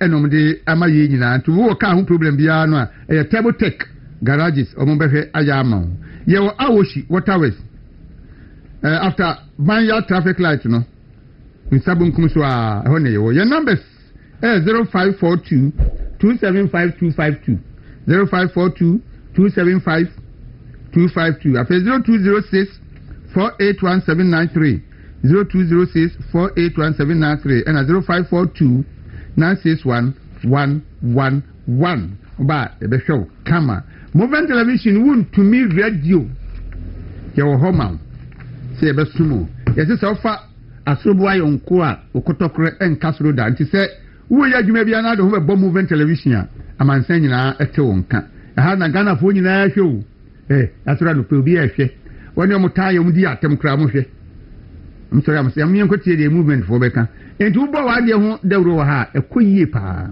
bibia wo pese ye bo ho Dawuro mama nsanto wonka bia no ma ya sonte na ye mo ho Dawuro emma wo ye wo kokomlemle akra ni uta kwa no so free second na eba na for do rice kwa no so a bra straight o sadisco traffic light na aba onim bo anim ti better first traffic light wo nsani junction wo nsani fa so and only a heavy do choba junction the next junction na wo ni fa so no ho na movement television won to me radio ye wo ba ye be hwe kama na ya ye odwuma no so ama kama ne so aba mfa so ama kama number 0509 301401 0509 301401 after 0592 589 720 0592 589 720 and 0246 375134 0246 375134 fra yebejo so fa nena be ma Moses Ewua wo Germany Ernest Odro Pennsylvania US patriotic defenders of MPP ye chiamo papa edi ame no wife Canada na mo ye mamo achi anope Mrs Victoria Donko wo US ye chiao sanso na Mr Martin ofori wo UK ye chiao engineer Jonas Ajiman the Gambia emwachi akala ye ntwe homra ye ba ye akachiri ye beto aso Anopai as manifesto leader across all the sectors of Nina because the subcommittees in our church or no one is a cotton and no idea. A review as you as some proba or say or buy a leverage fourth industrial revolution. And they are solving the problems across all the sectors. Say health, say agri, say a day. Say any drone delivery, the buy, you know. Abuayama. Say we walk around to make women move because I am not supplying the do and you can force one more copy. San industrialization at the end so they use artificial intelligence in Internet of Things, the fourth industrial revolution. I'm making sure say Ghana I the he is the ideas man. A do ha mobeti and kapa ya baba babu so at the year they have to 20 for I'm young the practical boy bit my okay a before say as a this very election very competitive than all the previous ones because there is a third force also issue in force power in this election if you can so and here election okay be runoff if so we be winning then commission in the moon na we nemu what social media no should be ya be no share ho you see for no so is share again we do you still believe say Dr. Bawumia betimi win this election and maybe also opportunity so far we can say they have various posts Musa Danko has his issues but at least last election they were kind of be kakra yes only post abanyi na operator Dr. Bawumia kono National Foundation for so ayebi but who say Musa Danko dey buy nkrofo bi so dey ahompopo akamu mu de ba ku bi so aba behwum and so mu dey you know nipa e church nyina ye members of omo ati aye ni be dey free ba so at yes and I mean adekodia asesa pa ye beka say 2023 election you know ekoko I say election dey obekwa say election enye nsi ya who the reality no ebe de make 2010 that time na Alanche Martin Kufuado di kan ko 27 ama ebe 32%. It's because of that you know. Of course so Alan for no dream say must I call 14%. Omani so tie say to even 2014 kura ni enim say the 14% onya na. Still did that Alan for no year no. Say the 1.5%. So what I say it the na sa na be yo. But nyame say nka no kure. Who MPP dynamics na Obia appreciated the fact say candidate no wontimi nya access enko no ho It is an boss, and as it will be or politics, baby, and I can say, it's a party for me. It must be to create opportunity. I'm going to politics. Yeah, it is an influence. I'm a woman. It is to the benefit of Dr. Bamia. It is straightforward. Some influence or to the benefit of Dr. Bamia has an benefit. So you cannot get 70 to 80% of the big contractors when the interventions like I say, scam my and also system in ISA. 80 minia. And young one was buying Baba Fufro. Now what to know, I was spending what to know, I was expenditure. Now I know my indicators in a year. 2017 I ever power. Afrobarometer report a buyer on President Akufo-Addo goodwill. So that time 80%. 80%. Yes. It was very high. They say Musa Dankwamo on where Mama Hamon says 60-something%. So I say, but Ghana and Osan say, yeah, now you're refugee, LBC, yeah. Then beyond we look at the present and the current circumstances, I says animal. It be Kuramada. It's aside Sanima Yamabo bosses are buying beer by and a beginning, and am I stable? The member Shaban Pie, especially a Mabunu and Yamamkas on by a mom. Omokasa on by 24-hour economy. Yes, and none the main anchor of Omo productivity. Nobody created sustainable jobs. No more achieve be a friend import substitution, and I say, and Nema do a crefram on Ebano. 24-hour economy, she shall never anchor human private sector and industries now. Now, Ometimia, yes, I am in a beer. Oh, Ghana, said a bear, Sky, the cock class, and a Becca, and Copetola, and Franco Crabbe. Now, the people say, I was a 24-hour economy, no, Omakaza, Omobay, and put away. Because campaign me and only idea Omokai, yes, Sir, Agenda 133, one job, 3 shifts, 3 people. And then no framework you cry, Kratasem. Yes, on what the two from now you say, and she say, we and this Abano, ABD so at the 24-hour on Abano. Minia, and no crying yet, and you're ready. And I think we say some 24-hour economic authority. I mean, I want to crack answer Matuazo. Almost more lean government, lean executive. There was a car executive and ministers need deputies in Kwan executive. Obia Awabanubia from CEOs, deputies, presidential staffers, and the directors in all the ministry departments and agencies. Omunya Sabo and public servants are buying for members of the executive. It is all by 60 ministers. Now, say, Ukomochri facilities, now for deputies too. Now, Kotema dry dog, a small soap agency under Gapoha, now for deputies too. Now, come Maka, the guitar center, Kituya, and deputy, now for deputy. Also, for 2. Deputy Kwaku. Okay, first now okay. Now Betete Mahamake FFC only deputy. Yes. Betete a friend is 24-hour development authority. FFC only deputy. Now Bluetooth salary payroll no then near can say Dawuro. Risk and the presidential staff risk. I have 3 times what President Akufo-Addo and yes, only Parudo. And I can say, if one offer Omagu Ntiama or budget award call parliament, so the between staff risk. I have 3 times what President Akufo-Addo is. And you cannot tell me, say, who running mean government.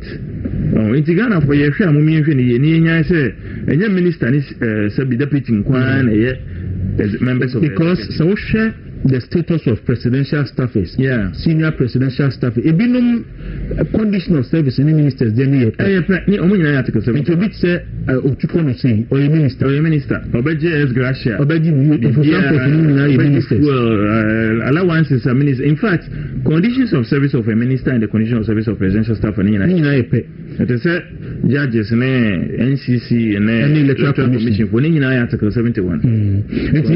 What if I say for Sukwachi, a minister of state, the deputy is Shamima Muslim, but Shamima the only deputy is deputy director of communication. But he found what he say minister deputy to be director. Meanwhile, compensation and benefits. Said deputy minister chauffeur driven vehicle, yaman accommodation, or draw free fuel from castles. And deputy minister offer regional ministers this year. You see all NDC regional organizers. Yeah. Presidential staffers of various regions. That's automatically we deputy ministers. Deputy regional ministers. So it's a year come when you say the Biani Richa. For buying poise on an offer ministers who don't ask a BBI intibida. No, 24-hour economy American once a minute. And yes, simple. Yeah, buy you see a 1D1F as part of the grand and beyond aid agenda. 1D1F no. And he's saying, so who claim for the Audebay factory for the Juma Bagana, Udu Potter, Nanka, Twa, Ubetrian, near Yefri, who said a bear, Ubetima claim for the more Adia Juma. Say, who started 1D1F Juma first 5 years and a 2 Ubetriano, now your mouth. Tax break near Cheswamo. Now, won't you ask our two? So, who calls them bank, commercial bank, and as a Greek bank? Echo J. Bosia Edia 1D1F. The local market, universal banks and 25%, only amount about 10% or less. Like I say, Nina incentives. Now, you have to Tessoy. I guess similar to 24-hour economy mobile, but the air kind is a demand driven. Wouldn't mean can say, Ubai and Ubema, a Juma Bakubia than any answer. Because the Nippon and Koto and idea, they need to run double shift and I said triple shift in my you cannot hire more people. This is what we said and they disagreed with us. Yes. And you know, so I'm ready. Munyan for incentives, suppose have electricity, subsidized electricity, and also the companies. I'm running beyond 8 hours. Yes. Sir, Odu Potter, Scar, or day in Fidiano, Baba, Juma, Untia, and into bit Mamma running more or 24-hour economy factory. Sir, tax incentives, sir, low interest bank loan, similar incentives under the one district, one factory policy, under the Grand Ghana Beyond Aid agenda. Can one is a Ministry of Trade and Industry desk na akrachi for na year 1D1F na nka mo de sa de na yeden akoshe omunsa no matwa so kakran we dey ade bi MPP bia ebunse mo jumanya papa te matu ni nyina egu me wa mo akrachi for say omo de Ghana Beyond a document etu AI mu edem mo 24-hour economy similarities in close to 70% plus percent. There's more to copy. The corona, what it means is that you to say problems in your acquire a fast cranium of Rebucheba. I am producing a hammer Brunia Juma and for the Juma we want to industrialize. Yes. And some corona by any kind of how you practicalize what we are saying. Tell the President Kufuado, my incentives are Nissan, Sinotrack, Toyota, and other companies. The second time come, it's made a semi knockdown vehicles. I buy some boy and he made in Ghana cars. Send a car to Boxer like a president, near Integrated Aluminium Development Corporation, near the Nani Boxer, Chibi, any Ashanti region. Now, yet me and your bauxite industry, a bit feedy industry. Said, your friend is saying, the idea batteries, Mankasim, and saying, friend is royalties. Two, 10, I'm going to call 5. You know, okay, a friend is saying, lithium, and as I say, electric cars, batteries near the lithium industry. It's your represent a Kufuadwa, the industrialization agenda, PS for this is CEO, and then man near corner.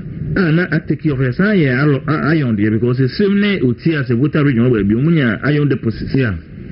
I know Ghana Integrated Iron Development Corporation. But when I for a chairman, Benana, Diana, Aluminium, and Yamaho Dwyer, Crabba Buchino, if a Bucheban, Yabuaha. Sunny, what we know are basic industrialization pillars. I think I'm over to us. My journey go some more by 24-hour economy. And then also, I said, come away home, preparation.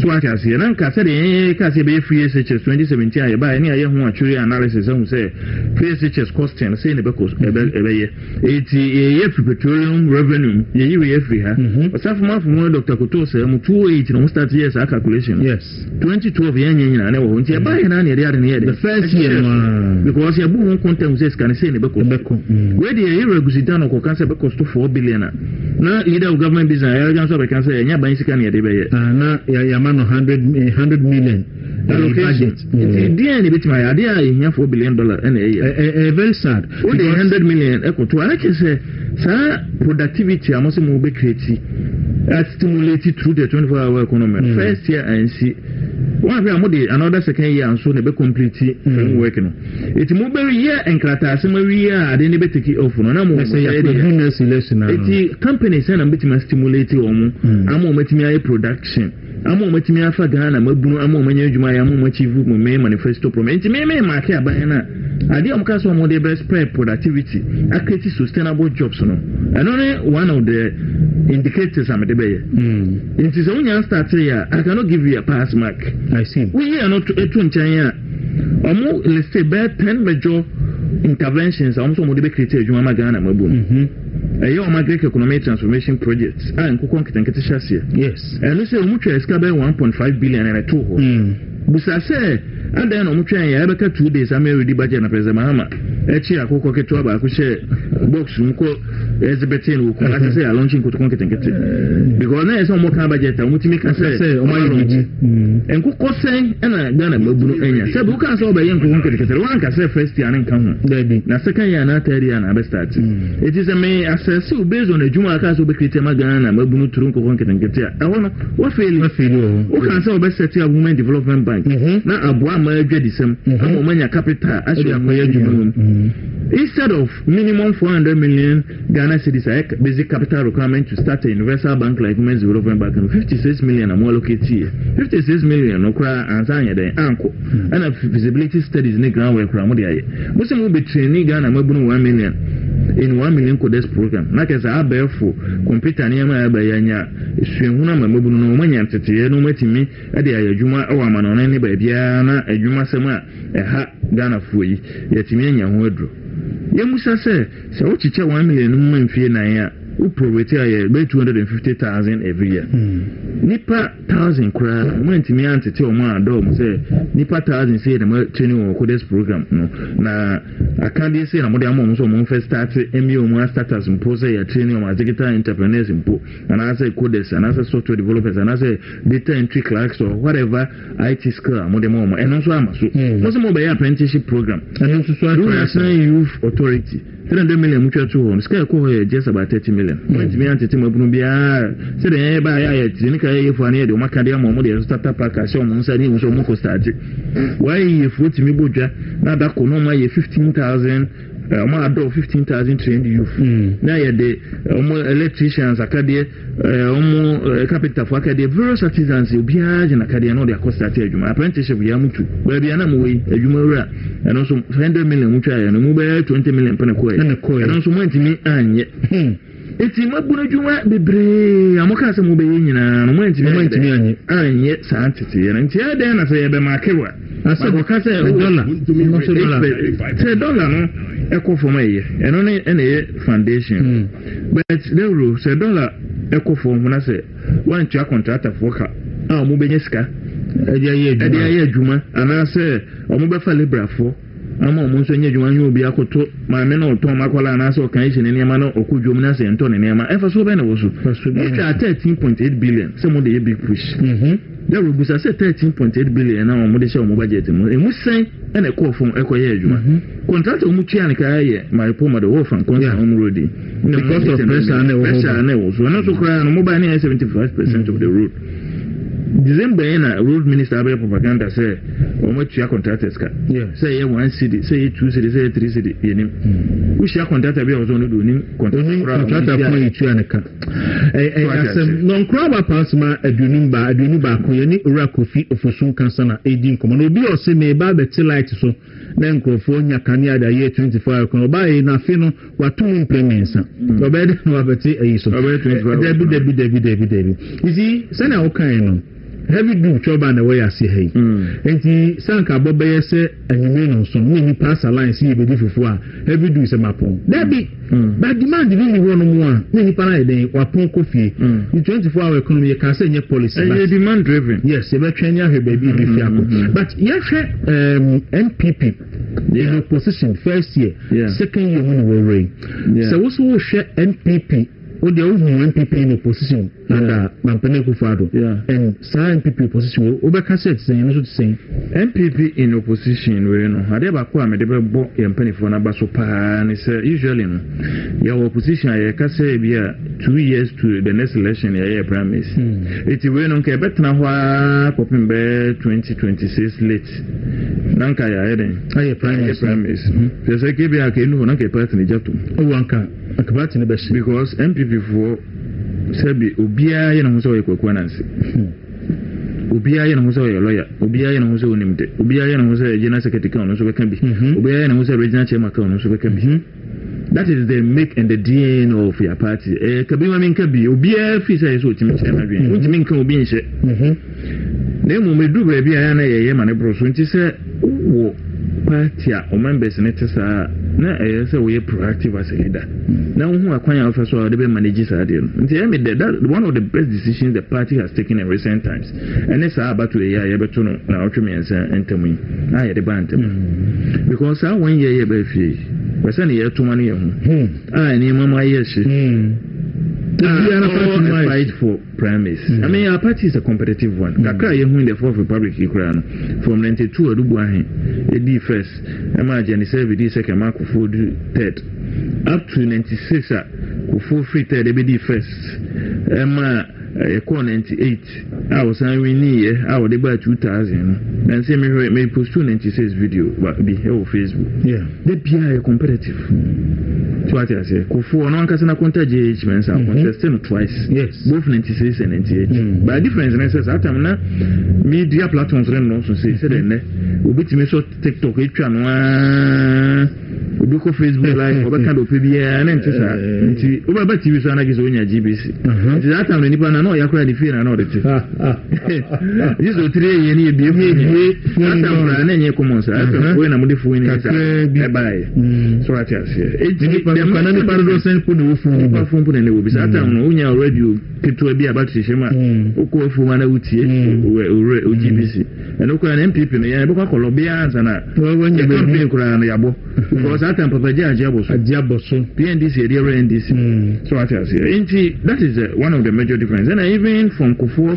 late Kufuor time by 2007-2008 no social media na masa there be a free mails Mahama no na any social media na start epejai won't mean for president Kufuor time no kra MPP position no kra we ni say because is here no obia voice obia no a watch na twi so enema mu aye sikakra ama yakeka nsema hodo aye niema bia emwa bet what I like about MPP is the moment we finish the primaries we are able to come on board and unite and pursue one common agenda and as all penimuna aye wadwen say ya to primaries we want we into to party and answer what you so gradually no microphone na ani omo ewo party ni mo na omo nyiwechi omo nyina be san baba kende omo ko movement ni yellow ni UP e bia de be chebe hu bi omo baba omo nyina san baba to MPP that is a incentive to any toss of people who want to break away or do anything but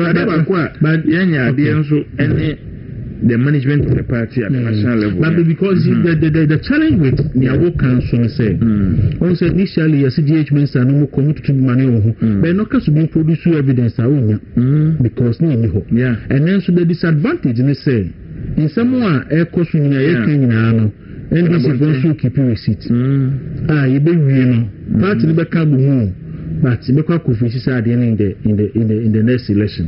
I think a Honsus next party no party following in Obia Eshe. Then that will make a point about party leadership. Yeah, party leadership no. As I said we are in a transition. Or more train ama to about we started main elections and I'm take it. But once I turn off office and day and day you are there. But immediately say name bu ha na say kombro mo na ire. No more can once ehwe me hu say so we candidate so we hwan you we be na say trial line bia ye no akasa ni atwa so.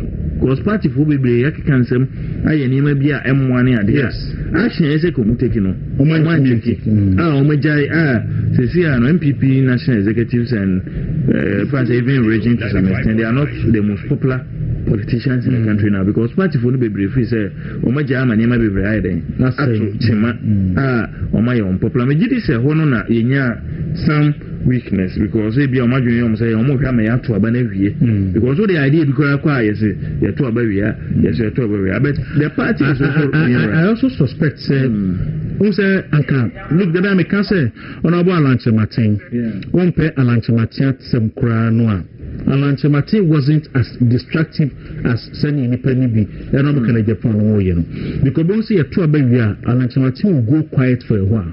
You not even hear from him. Maybe I'm call for a crab and Babakasani here. But no, and this a candidate. I never know. Yes, more was saying. And tonight, a bassa. After party taking decisions, he has a way of winning.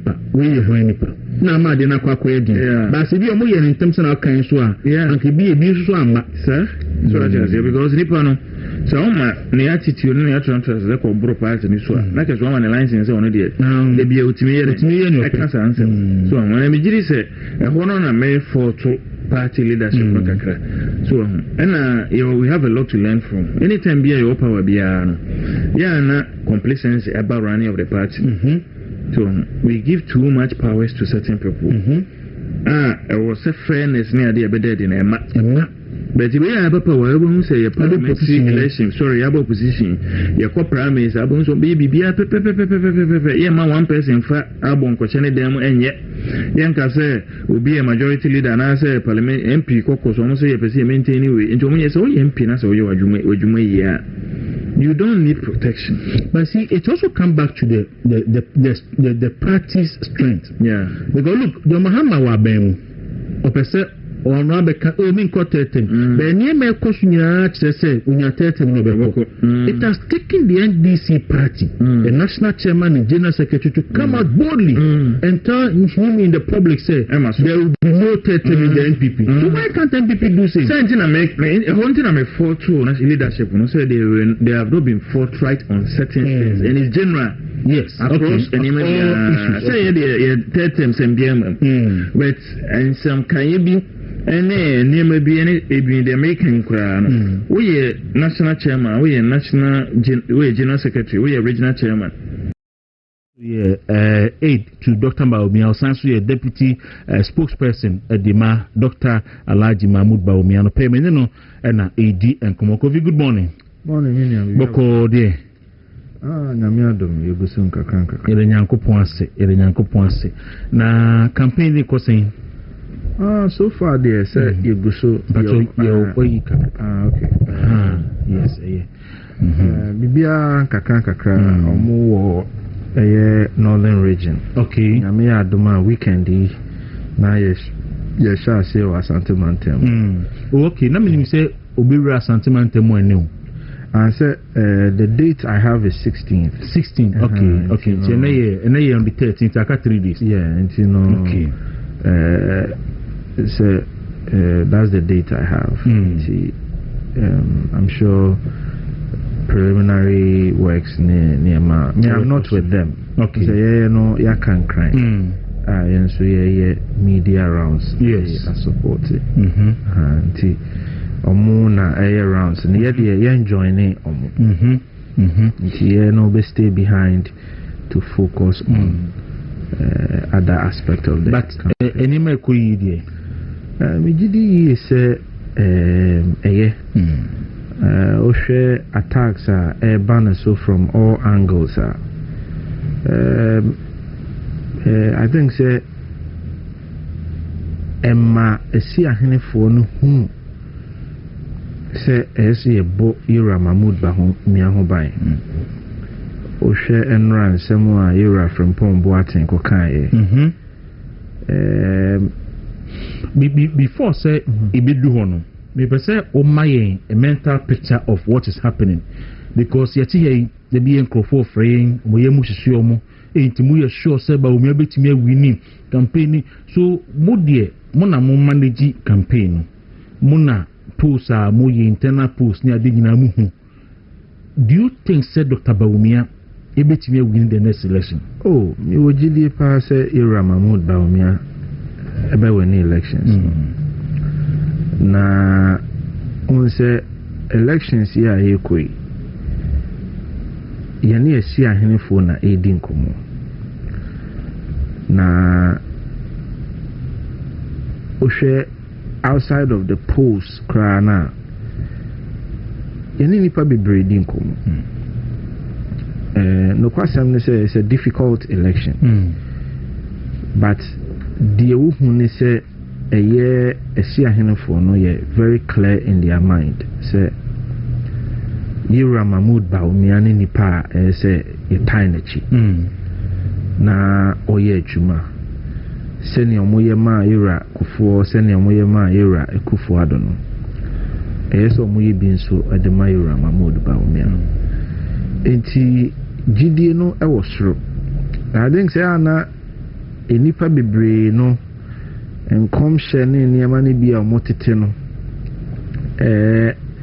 obi timi fro Martin conscious say na am say o te no conscious foforo so ba say Bawumia bewen enti adwuma no e wo fom esi ahenefo na ese ye ne omokasa na omunya gidie sronko e wo Ira Mahmoud Bawumia no so far the ehu enkomo ayedi ni bibia atrese nipa dodo no ebeye Ira Mahmoud Bawumia adom na enkunimdi abanafa sabepepe nti ye da se for sa assurance no na afina wo ka attacks eba no so from all over as a candidate no aka no bia nkasa ntia no yonko but nyina focus e Bawumia. Yes, so a candidate no kwa mpo anka ya hardware won mo motin chen kro mo nya candidate no so bebre so e kasetia no se wo hwe enra Ira Frimpong Boatin ensemo a wo kan ya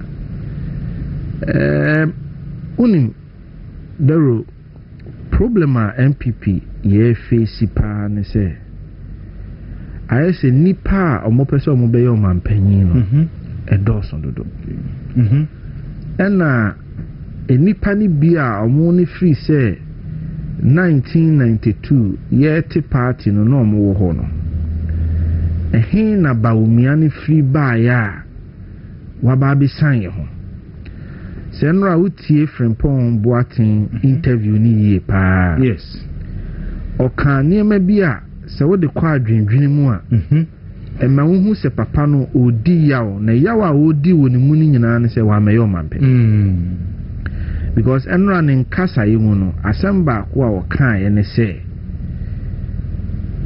oka se candidate ne Bawumia contest ni nyina no omu nyina ye papa sen Bawumia so ya utia o se omu nyina ye better option than Bawumia. Okay, me so na me producer mo sabi ma producer oni Benarable interview no akala mbacho me mo sabi video because edi kan bo ba ko na oka about say MPP fake any sane manema na Bawumia ntimi wini and all that but ye mo we ntimi mo we na tifontini go.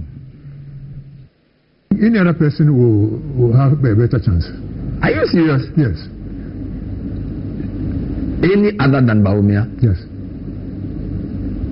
Because of his association with them. But they all have association with the previous government. One was an education minister, one was a minister of... Yeah, but that's the thing. You see, in the first round, they all supported him. He took education minister and the others supported him. And now they've left him. Why? Why have they left him? Those who supported him, why have they left him? If he was that strong, you know, why are they competing with him? But you ran for president in MPP as well. The fact that you ran doesn't mean you did not support somebody you went against. It was all a question of throwing your hat in the ring, right? Then I would have been quite different if I became a president. You know it. Ghana would have been a different country. You are sure of this? Oh, sure. I mean, let me tell you what this is something said now. What I expect of a president, you know. What I expect of a president, I expect that a president will have a clear vision, you know, and lead by example, not corrupt, not greedy for money, wealth, or properties, no family, friends, or concubines government, no square pegs in round holes. You must have the will to make a difference and have sound moral values, be passionate about developing Ghana, resilient and adaptable, for having the courage to do what is right and not what is easy. And by that I mean not just changing minds, but evolving and forming new opinions as better data become available. And the president also empower institutions and monitor, and above all, sanction bad behavior. And this is lacking. But the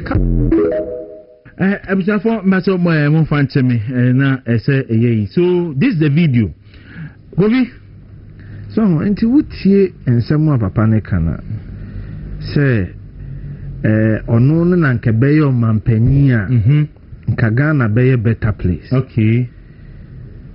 So Papa Nenkasa yemu nyina no na baumia no na on deserve ni echinchim nkofo nsa na de man no ni nyina kafu abepie se ono Frimpong Boaten no na esanko beye o mampani na wa me yo mampani nti ontiase nti Frimpong Boaten problem nyina no se ono meye mampani ono na meye mampani wa meye NPP na nka Ghana anye te se de ono ne pese Ghana ye na baumia no free hin fa ne ba ya baumia na be sign obi aho because utie ne kasa wa see omo abaumia no omo contest ni nyina ye na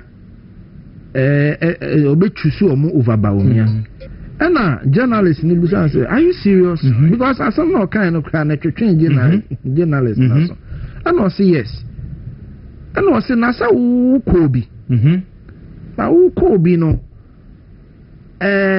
wonsu wanya you know trying to remind him of who one kasa ho no obeka say sankonu ni nyan ko be better president than Akufo-Addo nti ono na ado ye adwuma nyina na adwen mu no nti ono Frimpong Boaten na ado ye adwuma nyina no na adwene mu ni say oye papa sin kra na ado sometimes esa na ado so tena se na wo reflecting na ado respectfully no reflecting say some of the decisions I will take here no so ni bi ni mini because we your mampani na se woni obi ye adwuma na nipa no adwene we no wo fa ho a na nya Frimpong Boaten ko ye wo na ado nkofo bi a oye omo mpanyinfo a bebre no omo so fi se omo na na eso omo ye president deserve some be eso munya sa position no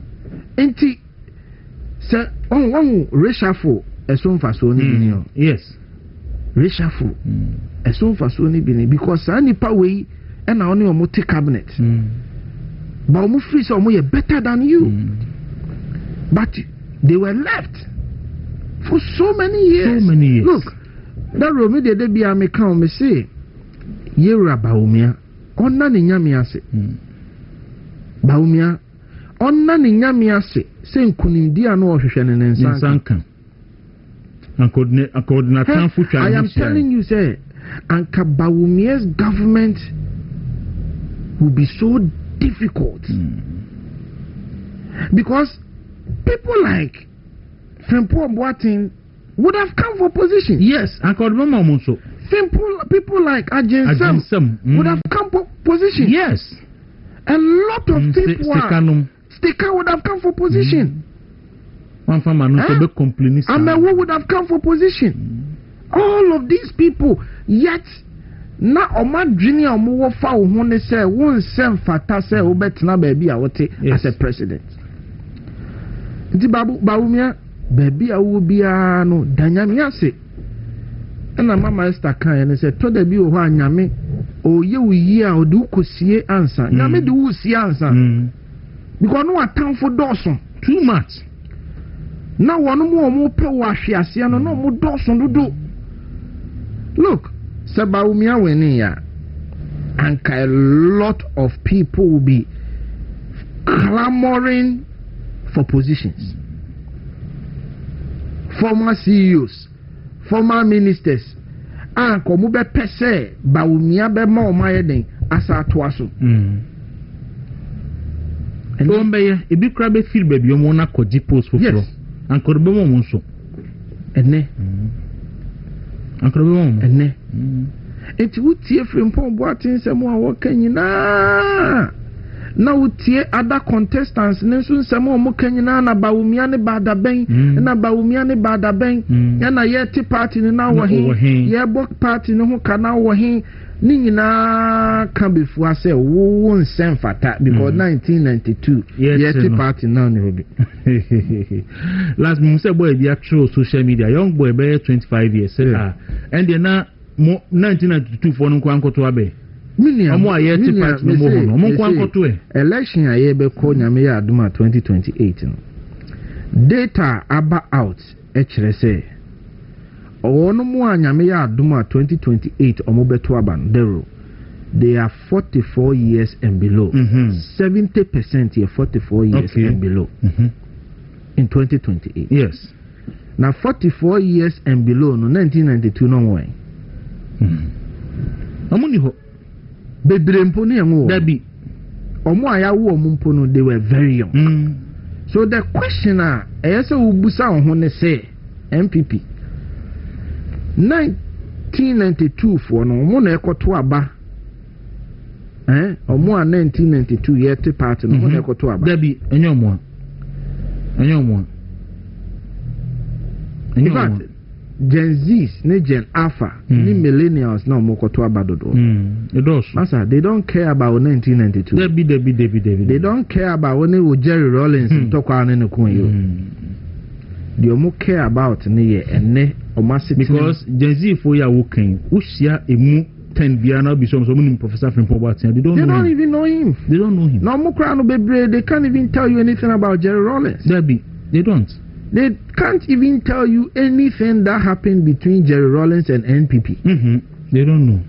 Inti aden na party a ye ko ye nim ye deso de ye history a etwamu emfie bebre no etwi nipa bebre san ade bu nipa nimtia Frimpong Boateng na ye treatia delegates ni chinchin conforce 2007 akoka 18 as a 17 ada mokoto aba na yenkai se mo nso de mo ne delegate for ye we say refia na ye kai pa enana ye ma ye hye de delegate for afuno na 7 pedua so se enye ba omi ankwan ne chies kama delegate just say and election ye kui omo kan open se omo wosika na bi aka chen ko for say ye disika beto bu ba omi anka ho enti then na wo no utimi sign obia ho wo be ka se Bawumia atua sika 2023 no wo de wan te se obia atua bi wan te se obia ma de wan te Bawumia de na wote I say eya minia to be honest ha adwin se party mpanifo san so na kasa san ana maka kire say sa party mpanyimfo no mo kasa saa no is because omu nyina pese omo ye president ti omu kita MBA me ba ya che obia pese ye president and fi omu aye disappointed that abaye clear say president na fa ma omo no dia na be Frimpong Boateng pese ye president and o pese obeye president enya no from the 80s and or the name the beprim 2007 or the contest ya wo yi in intentions na di hwe me de young person bi a wutie me ne ma me nka bi nchiro ade a eyese wo de a guide wo ho as a young person ne say manyame eni wa manyosem enim manyame into two manusem anamon emang. Na se wo de show tirimu say by hook or crook as obey president. One here obe kunipa. Obetimi. One here obe kunipa. And it made the biggest lesson I learned early on in my politics. They say, let God guide your steps in your political career. The nyamebe peso do be drubiano danase. Because what the show adwinimu say, by all means, ayesa me ye president. One kum nipa ebro ebe show akuma muma. Today bia na wudi yaw. Na wo dwene nipa but ese hu se nipa bia hyabere yesronko. Nipa bia da achi yesronko. Dawuro yeti hei. Se wo na nyame you say in the next 15 years obeye president amemini. Baby unim. Menu mienu ye betimi apreso. Ba se wo na ye Kristo nhihye ye se obeye mampani a metimi atwa wiase nyina ho ahia. Enya ade bebem. O shebre no ebesi. And in fact, Dr. Baumia is a clear example of Asama Woke. Yes. Because I don't think Dr. Baumia ever thought, say, about the vice president. David, that's all, no. A Kufuado craft friend and so may a candidate. No catch answer, my main quadrant answer. My main name is Busia. Ya frost, be cranker or no one of the Kwaku lobby. I don't know the Kwaku lobby by a friend, no one say, there be my name is Busia quadrant. My main name, my main quadrant, my main name is Busia, may you name him. Young quadrant home minianum because on no impono when Suda. Also can say or no emra a Kufuado friend or now coin. Na ukutani briefcase. Cause no free say Kufuado here data. Don't they are funny briefcase or the data here command.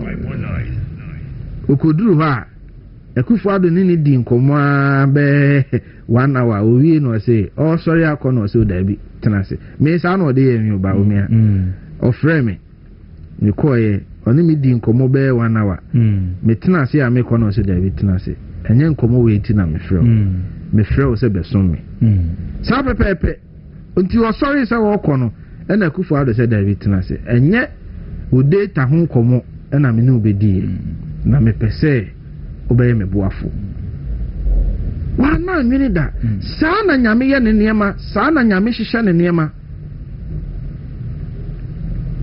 jena na opoku agema menyi ni se jena na opoku agema da dwene ho da se ono obeye amanyosem po in fact wana nwini ho po se education minister obedi ono de oye technocrat oye na dwuma maybe ana the highest target be vice chancellor okodi se oye na professional technocrat job we rise to vice chancellor one dey we na dwuma ka by now eja maame panyi otinifie dodo no ho ene hebe bia nyame di na bedru efi se wo hye ne maame yemu no na Kristo nim no na Kristo nim ba bi ode ne di obeba be ye o mampanyi in the next 3 years na eda ye nim Kristo nim no onim nyame nim no dada enti die bio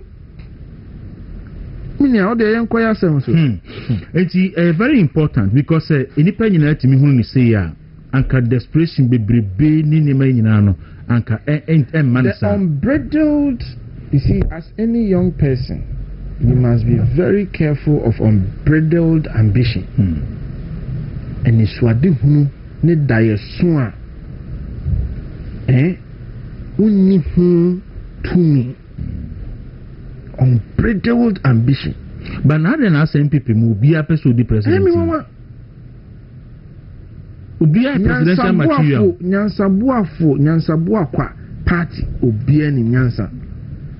Obia free say ono ne wonim die wo wiase nyina obia free say ono na obetimi abeye bibia yie obia free say na nka ye den na frempon bo aten ka say ono na beye o mampanya nka Ghana utumi be na wo control be na wo wiase wo se wo na beye o mampanya nka Ghana ye na say de kofo beye ye kra nso eni David esa kofo adopodo mfa na nya hwe kra.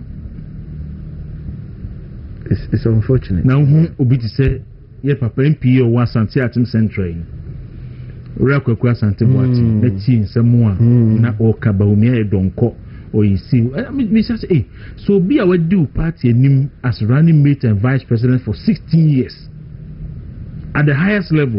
Kwaku national council meeting ebi akoko asante bo atekura national council meeting kura wonko bi da but Kwaku national council meeting for 16 years me say who asante Kwaku asante bo atekura de yera eyi kan asem century also wo party ni kura na won kan that be omo na kofa wo ba ye say be di position yes your back crack party card and e dey eyi tipes e fa odin so so you came by as a way of illegality. Yes. By way of illegality.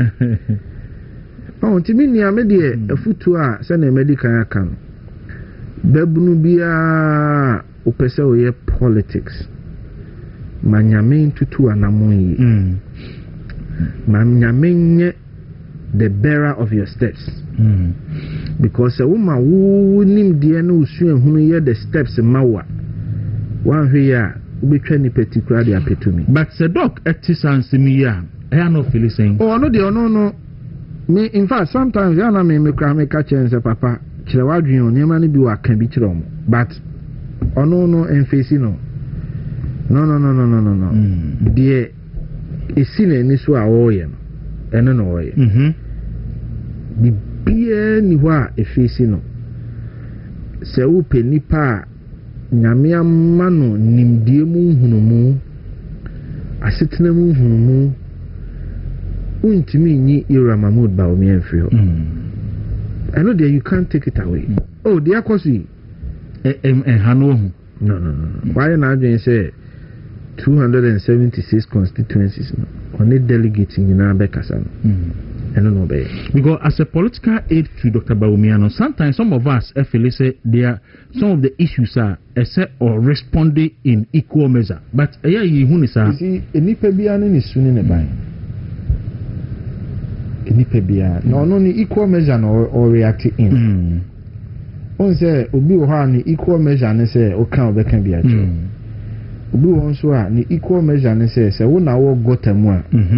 On the own magota no meye obejina soro no adili obu onu so ni equal measure no we are seeing nyina ye measurement cannot be the same onu no free say baby a Christo de na drum ene de nyame pese o de ne ye no eno ne na ese ye de edikan kanen pa e be feel say the diplomacy no too much because last week catch say Ofi Bank of Ghana wache Vice President wa Kofi 1 year ninti diplomacy no omersonte na man Crawford you say he is a weak person because he doesn't. Who is a weak person? You see, let's define a weak person.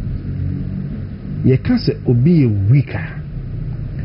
A weak person is somebody who is unable to control his or her emotions, okay, at provoked times. You can't say be a mroya. A mroya ne say wo bibi wo hu a untimi hyeso. Eno na ma o weak o. I think we continue to define weak to be something different. That is the meaning of weakness. Emroye. Omroye ne saying. Enti enya obi a sabe obi ye bibia na wodi abufu ahia na na kire say we are strong. Strong does not mean anger. Words have meanings. Strong does not mean anger. Sabi yera otekoko so. Wahu na bufu da few times.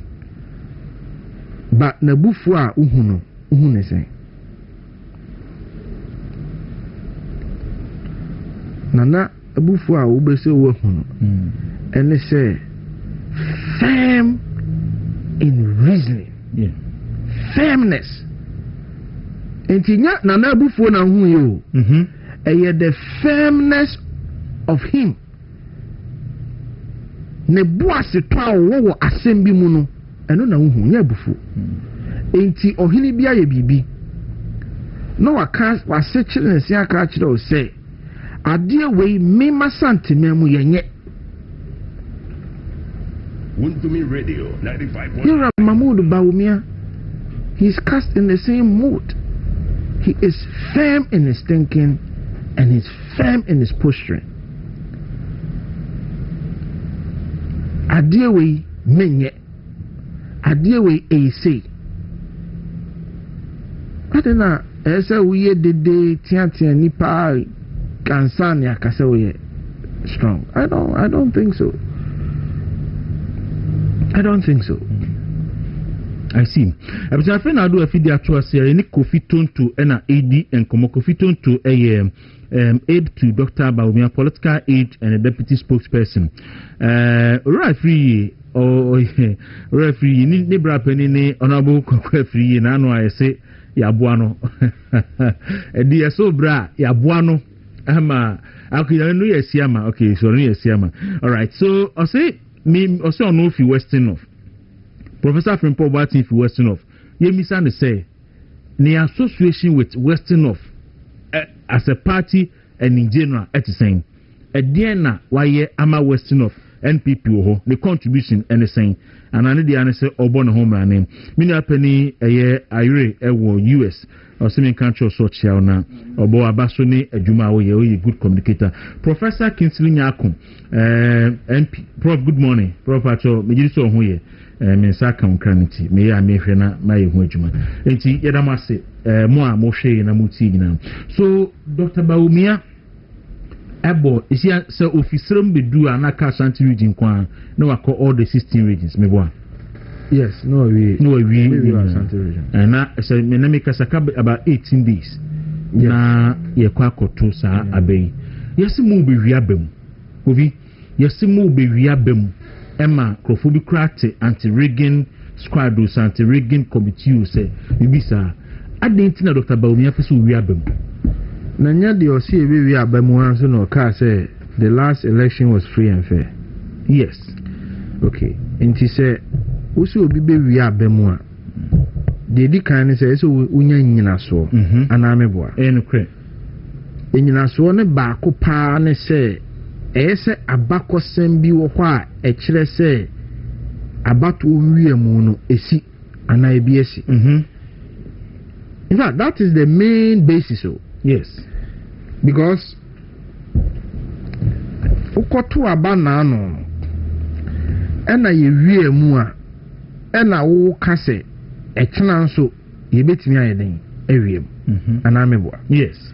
But now no ukotu abana wa na obegina simpie so kan say abana ye kotu ye no it was free and fair. Nti de nyina so obebiu ena yewura eye Kennedy ene ne mranti a woni omu ye adwuma no edi gina so say he be wi abane dia tosumi no apart from history no present evidence chese adansidia won in prempren a e kire say se sa niam we koso a ye be wi ade na edi wi abem voter register. Voter register nso ya de amamo be se bosome be de ho. Yese mo nya den. Munkohwem. Mugusu amuhwem. Mo sha ase ese mo hwem 2 days. Na mo be kan sei, mo kan wie ye no besi ne. Mo amahu se nsem a mo kan no na ni nyina so. So register na ye betimi ade e pile bi agum de awie mu no register no ye de amamo de toso miensa obi betimi de awie mu no ene se ahobambo a ye de bebo e wada ye be den ye beto aba se ada na ye beto aba no enipa bi betimi akofa ballot box ana nipa bi betimi abeye basabasa na wo mu a eso moto aba na ntimi anto na anko yi ama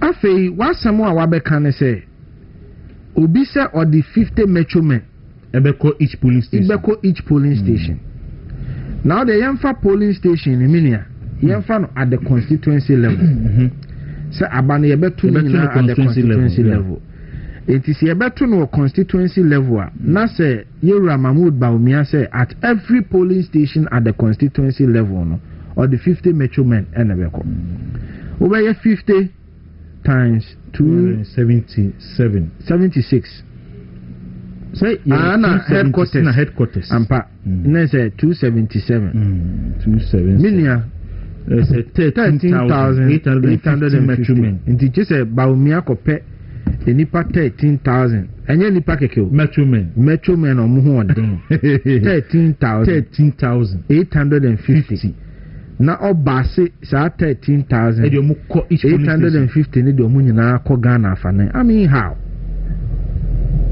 asem we are working saa na no mo bɛka kyerɛ sɛ Bawumia mo sɛ tiase na tenase na tiase na tenase be ma $800 million meanwhile 2015 Ghana IMF na ekoje $150 million and mind you say proxy so nipa ba ko to 200 nipa ba ko to 200 the reason why they are resisting the proxy nipa say last 2023 no nipa ba ko etimi to proxy 200 obitimi to 30 obitimi to 40 na proxy no mo yesen question no nipa mo to proxy no mo yesen edimi bisa say nipa 1000 to proxy which is just about that number na say obitimi to 200 1000 times 200 yesen 200,000 as a total register no total register look am bisa say no yan fa ne say me no ye the booklet no nyina ma no ko gina ho no na otigum anane ya o yan fa ne say Dawuro yan fa ne say nipa 500 proxy 500 people and 500 no obi are to 200 that's 100,000 people nti etimi the 100,000 vote gumu na yen ho I mean how nano so say adenta Bawumia nkwa adenta enu nti na elusu adenta so osheda say man kona na konta be win oh so the point I am making is say someone who can nyina yen someone sabi ni nyina so no e wo form because when you dance die kire say enra ye wie mu unya mfa dance die bi kire say ne ye be wie mu maaye ena nsam nso a waka wo si eye wa dance die no nso no ye de to nsanie ni a emu ha how can you tell me say Bawumia be basi nipa 13,850 na national election kra nipa saying security say na ye timi provide na minia say who provide this security 13,000 13,800 na wo se wo ma officer security metro mine bia 500 cedis 7 million Ghana cedis not much for delegate TNT mine David 7 million ade and 70 bi ho na ye ka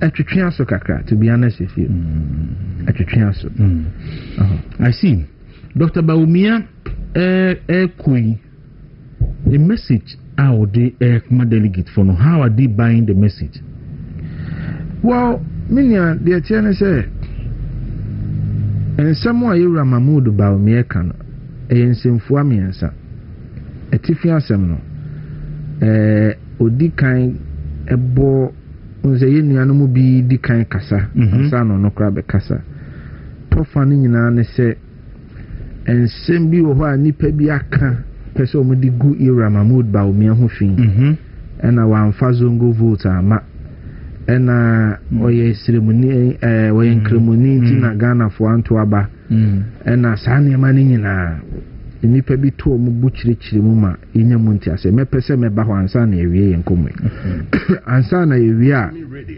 yewura Mahmood Bawumia na nso abeka sa de nani so ade hunu atodwa titiriw adwempo a woma esi ahenefo okasafa eye welfare system ho okasafa ekwan esi efa so sene ebe ya party esi ahenefo no nso benya party ne so mfa so because wono mo na bre ye de party ne si ho enti se hu adodode e ba eso mo nso nya so mfa so enti otone bo chirichiri mu mfa so dia ese fata se esi ahenefo nso ye den enya apart from that nso ordinary so ade hunu atudwa echirichiri mu die opese nyame ya adom ne eto abanema no ye de ma eye oman Ghana ene seni hu hia se ye betai na chi amana obaye oman panyi enti weni nkomodi a odi yenso ya fa fom ye ne esi ahenefo ni bi kasa dodo na free se nensem na woka no pass mu na no a okọ Madina se mikai obi sheda frame se brakofi o papa nsem a obeka no na nyansa wo pass mu enti so far na Dawuro mepese eniema bi wo ho a ekoso a yebedi mu nkomo kakra okay de di kan ne se ensem a enipa ne bi kan ne se one Ghana for anto aba ma no no ba omia no ena ye problem nti a Ghana for anto aba ma yes na de nti a wo ye problem ne se Ghana for mpenkremoni so beba be yo mampenyi de to so bio ene se ono na ye economic management team nti no ye nuanu mu bia omo pese omo ne contest no ebi mu so kan sembi ti se wo na wo se economy no na abe fa dollar ni free ha na de dollar na kodru ha ene sansensem no bebre na yen fa de dikan se oyesiremuni nti na Ghana for anto ama nano abranti a yefre no kwasi kwatin eko UTV ana host ni busa ne se nti wo pese o ka kire me se enipa 2 million na ankoto aba ni nyina no ba omienti na o ma ankoto aba ana so anya saa na yeka ba de yeka ne se party ni problems ni bi no wo ho a ansa na ba omia no nso ayeden aba ana pa ma obusa ne se okay nti mu ye den hu se 2 million no emu sei na ankoto aba because of ba omia ana so eno de yenim because ufa nipa 2 million na emu 350,000 say 330,000 no first almost shall say from 400,000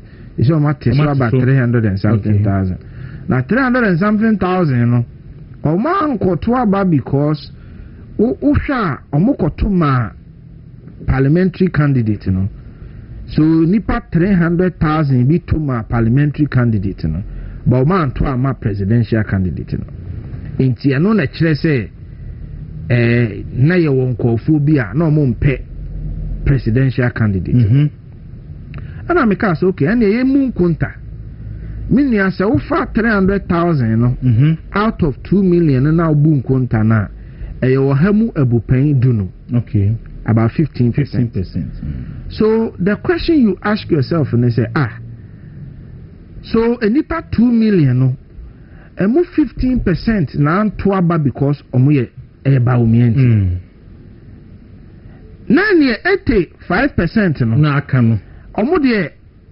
omo no enye ba omia o ono abrantie na logical logic no there's a more anto because of something else 15% net anto because of ba omia but 85 they because of something else na minia unu obi kwa akensi na wa no muto 85 because of something else I then I could blame 15%. It mean blame because what it means is o de sanka 50 o de 20 crown to because of baumenti ya and anka 80 no eto ya anka mpi we win election. 80 ne to ya 80% ne to ya enye baumenti yeah that would have been 1.6 million. Yes anka mpi beti me ya win ya ba no ana ebeko run off enti pe wa logic no pe yera Ken team logic no enipa anto aba ma MPP because of Baumia 15% of the 2 million ɛnneɛ na yɛn focus on 80% no or 85% no ɛhɔ na mepɛ sɛ mede wo ba adɛn nti na 85% na nto aba 85% na nto aba no ɛhyɛ aseɛ mmerɛ bi 2016 a yɛkɔto aba no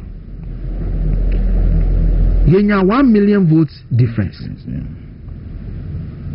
ɛne yɛnya 169 seats but by 2020 no na 1 million so at by 500,000 so at by 500,000 na 169 so at about 137 and for me na beka so the first question is obusa ho say Ghana for the 2 million man kane no enfie nan a omoto yen su tonto no enfie nan no mo ka kire say gidi a no mo wo e mu no eso ahwan and nan ka say serve as a wake up call I say in fact yema yewura osafoma fokoye research ora osafoma for research na okoye ye no ohun niama nti a eso te by 50% de di kan okan di gya ho asem de tosumienu okan party ye communication ho asem de tosumiensa okan implementation of policies ho asem say policies ni bi ho na ye ba kwan a ye fa so ye no Ghana for bo anyo so etosum nan okan disrespect and arrogance ho asem etosunum okan neglect of our stronghold ho asem enema bebre tofa na maba akiro and our ma recommendations a futu ye koyenim de yenye se ne be ya sa wo hawo ne nyeden emabio enti asi ahenefo abufu yen no enya no 2020 asi ahenefo wone delegate no wone party for wone se ekwan a mafa so ache adodode no man che ni yi de tosubio 2024 yakoto abano ne ma Michael Kwensu koye den ekoye ne de Michael Kwensu koye ne report no no so di na no December o de ba ye no enya me na me ni ho general secretary ebe ma summary general secretary say ade ba ko a Michael Kwenhu ne ye wo ne report ni mu a na di kan kane pa ne say osafo mafo afutuo na o de ma ye no ya mfa anya adwuma Michael Kwe report na some can say osafo mafo recommendations on the kokomo boy no ya fa anya adwuma eno no nso e kan ye no osabe kan ohawo e be kan ho no nso ye den e kan ho enti arrogance of power no nso kan neglect of stronghold no nso kan communication economic challenges DDEP ni nyina ono nso kan enti minia eye den na wo hwe saa niema we nyina wia obeka kire asi ahenefo se o man koto aba because of nkremosem unim se ye ntiabu Kwabri East for say mumeye ye kwan mayen sabi enye bo apayo bibi nti ye ntimi anye Kwabri East for kwan anya den ama wo mo na Kwabri East for e de abufuo koto aba tia ye a menua na wo se Kwabri East for mpe nkremofo asemuntra Kwabri East for sere kwan se humu aye de ma wo na emu ani fo mo bo no man koto aba ena oblim ba wo mia de atosuminu yewura kufu ado se ada esumu dru no pa se omampanyi eni ada ye de ensa ka pension sika omampanyi akufu ado na nanu o se sa ada no na esumu dru no because it was my darkest day na nya bo apayo na oman ni ye yomu nti na ho kire bi abeto oman ni su nti na ese ye sa ade no yewura kufu ado na nya na ho goro so o nanso na ese ye den ye enti se ye sa ade no na menua obi a ye de nsa ye nsa kan ni sika ankoto aba wo de kwhye nkramusu man ye yi debi enya ni ntiabuo na obi se nipa ye asamemi asantini ye wo mi wosipebu okrom mi firi kokofu bekwai mi papa firi abrade mamponten Kwabri East ho na ye ka ho asem yene nkramofuo tena asantemamu nye ne in fact se wukọ Kumasi a nneɛma mmienu ne hia yɛn paa ɛyɛ very important yɛwura ɔte kɔkɔɔ so baabi a wɔte ɔbɔ ne dwa manhyia ansa na deɛ ɛtɔ so mmienu yɛ highest security installation airport saa nneɛma no mmienu nyinaa nkramofoɔ na atwa ho ahyia mene nso adwene ho saa manhyia deɛ manim na sa airport no just across ɛyɛ asɛwase asɛwase constituency ɛyɛ aboabo just across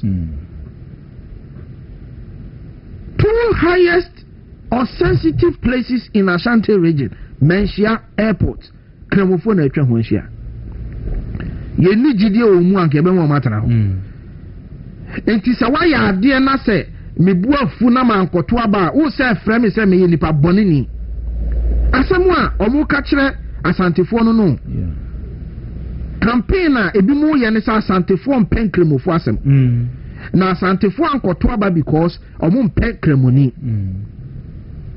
asantefoɔ ne nkramofoɔ tena ɛwo ne awo and they go a step further say asantefoɔ nto aba ma asantini ana akani na wo da wo tie history ase yɛ asantefoɔ tie history ase emra yɛ kɔ ɛko ahorow wo ne mo mo bɛboa yɛ nuanom nkramofoɔ na bɛboa yɛ wo tie history ase yɛwura ɔte kɔkɔɔ so ɔka hausa wante wo tie history ase ɛsene na wo abɛka akyerɛ yɛn sɛ yɛ asantefoɔ mpɛ nkramofoɔ asɛm oh ɛyɛ nim tie abuo me ba Dawuro tie Dawuro tie sɛ asantefoɔ sɛ bɛyɛ interchange man na yɛ ntimi anyɛ interchange na ama asantefoɔ not even one na yɛ nya ho kyɛw pakora ampa asantefoɔ ahyɛw oti Kumasi a ne yɛbie baako ano wɔ nkran ɛwɔ nkran ha ne yɛbie baako ano wɔ ayi sprinters yes ne yɛbie abosokan na nipa no ebuafo na wankɔto aba woso ɔmpɛ nkramofo asɛm ntra anim te abuo bɛn no atamdidie bɛn no wopɛ asantefo asɛm kyɛn ayi nkramofo asɛm kyɛn asantefo yɛyɛ te Kumasi a yɛdi die ho ne waakye ɛne deɛ tweka ho no yɛnim sɛ nkramofo aduane ne yɛdi what are you talking about salaba yɛte nkramofo fie ɛne ɔmoto nsa didi wi ɔmo nam ne adeɛ no yɛnim sɛ ɔmo yɛ nkramofo mese nanu me kan sɛ yɛsi kusasifoɔ no mamprosifoɔ ko na kusasifoɔ register mu bɛyɛ 500,000 nti ɔmo nkɔto abasaba wɔ miaba na mese mo nam soso kaka sɛ mpepefoɔ nyɛ ntɔba ma pepefoɔ na pepefoɔ no nyinaa so ka the 5,000 regi boma vote hɔ yɛ bɛyɛ 3 million nti ɔmo nyinaa so decide sɛ woso mpepepe ni as candidate nti pepefoɔ so yɛ ntɔba ma walu so ɛno ne another brofo kasɛm yɛsi conundrum kyɛsɛ ade a ɛyɛ canton cross yes wokyia na huhu ba me nkyerɛ bibi 2023 a yɛkɔ elections yi saa nsɛm yi na mo kan yɛ si yɛntimi mfa ma party ne man kramuni tie ne yɛ in fact ne kramokrasi space pepeni me say pepeni ne nkramuni saa nsɛm no na mo kan yɛ na afei yɛkɔto abawi ahosɛ nkramofo anto amaye isiremfo anto amaye na sɛmuni na wopɛ vote every one ho no 2023 wo ka kyerɛ ne sɛ ɔnsɛm fata so obedi party anim ɔnsɛm fata so obedi party anim a ɛyɛ dɛn na 2024 de ɔto abama wo does that make sense wo a na wo no deɛ wo sa de bɛyɛ campaign atia obi ne sɛ nkramofo anto abama no na nkramofo bɛyɛ da ato abama wo when waka kyerɛ nkramofo sɛ ɔmo nsɛm fata meaning does that make sense it doesn't deɛ tɔ so bio na mede ma no asi ma menkyerɛ adeɛ baako another argument ɔmo yɛ ne sɛ yɛwura Mahmood Bawumia ɛyɛ head of the economic management team na ɔno na asa economy no ma menka asɛm nkyerɛ wo yɛwura Kennedy ɔyɛ dɛn apa wo defa board chairman ne to nkyɛn no a member of parliament yɛwura Brian no ɔyɛ dɛn minister and member of parliament yɛwura Duchum no ɔyɛ dɛn minister and member of parliament ma menka biribi nkyerɛ wo yɛ Ghana yɛ economy ho Ghana yama mmara kyerɛ sɛ sika yɛbɛdi ni akɔnhomabɔ sika ɛne yɛ sika sɛm ho nhyehyɛeɛ nyinaa ne ho nsusueɛ nyinaa no fa kɔ biribi mu a yɛfrɛ no budget akɔnhomabɔ mu akɔnhomabɔ sika mu saa budget no nso no amammara no kyerɛ sɛ ɔmampanyin na ɛda no kukum na wapɔne tumi no bi ama ne sika ne foto samfo ɛyɛ finance minister no de akyɛ meba dabi tie constitution ni ye finance minister no de ne de ne say or the omampanyin susu ye no go book mu in the form of budget but the otimi ma finance minister who to me Emma akonhoma bosika ne beye yie na oche sika no ye friend appropriations members of parliament. That is our constitution.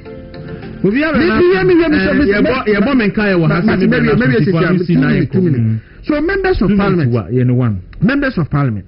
And it is a Baumia na say economy na every decision about Baumia taking ya or near Kufuor take ya budget in Kennedy wa approve. But don't even go further. The point is that I didn't economy saying if Baumia was the problem, I didn't 95 MPs no Ankasi Yempam Baumia as vice president. No Mukasi Yempam Kennedy. But the point is you can't even absorb yourself because every economic decision I take Parliament. What is Kennedy say? Economic decision we mean support to that. There be anti. He levy crown na say yesi enyeno. He levy ya na yera Kennedy criticizing. He levy one kofa one on na be ka kire say okofa adwasa for the nearby. Eti economic decisions are na bad nyina na and yera Brian or support to ye. Yera Kennedy lastly yera Brian here yera Brian there. Economy no emu 40% nation inside because we are Greek minister. But as Kofi turn to a member of the New Patriotic Party or a political aid to Dr. Baumia and a deputy spokesperson. We didn't Kwaku Dawuro. But that technical need production to me as you are crazy to Kwaku so. But then as you move see as Yankopon ma watchna. You be standing with on movement in the morning and a pace.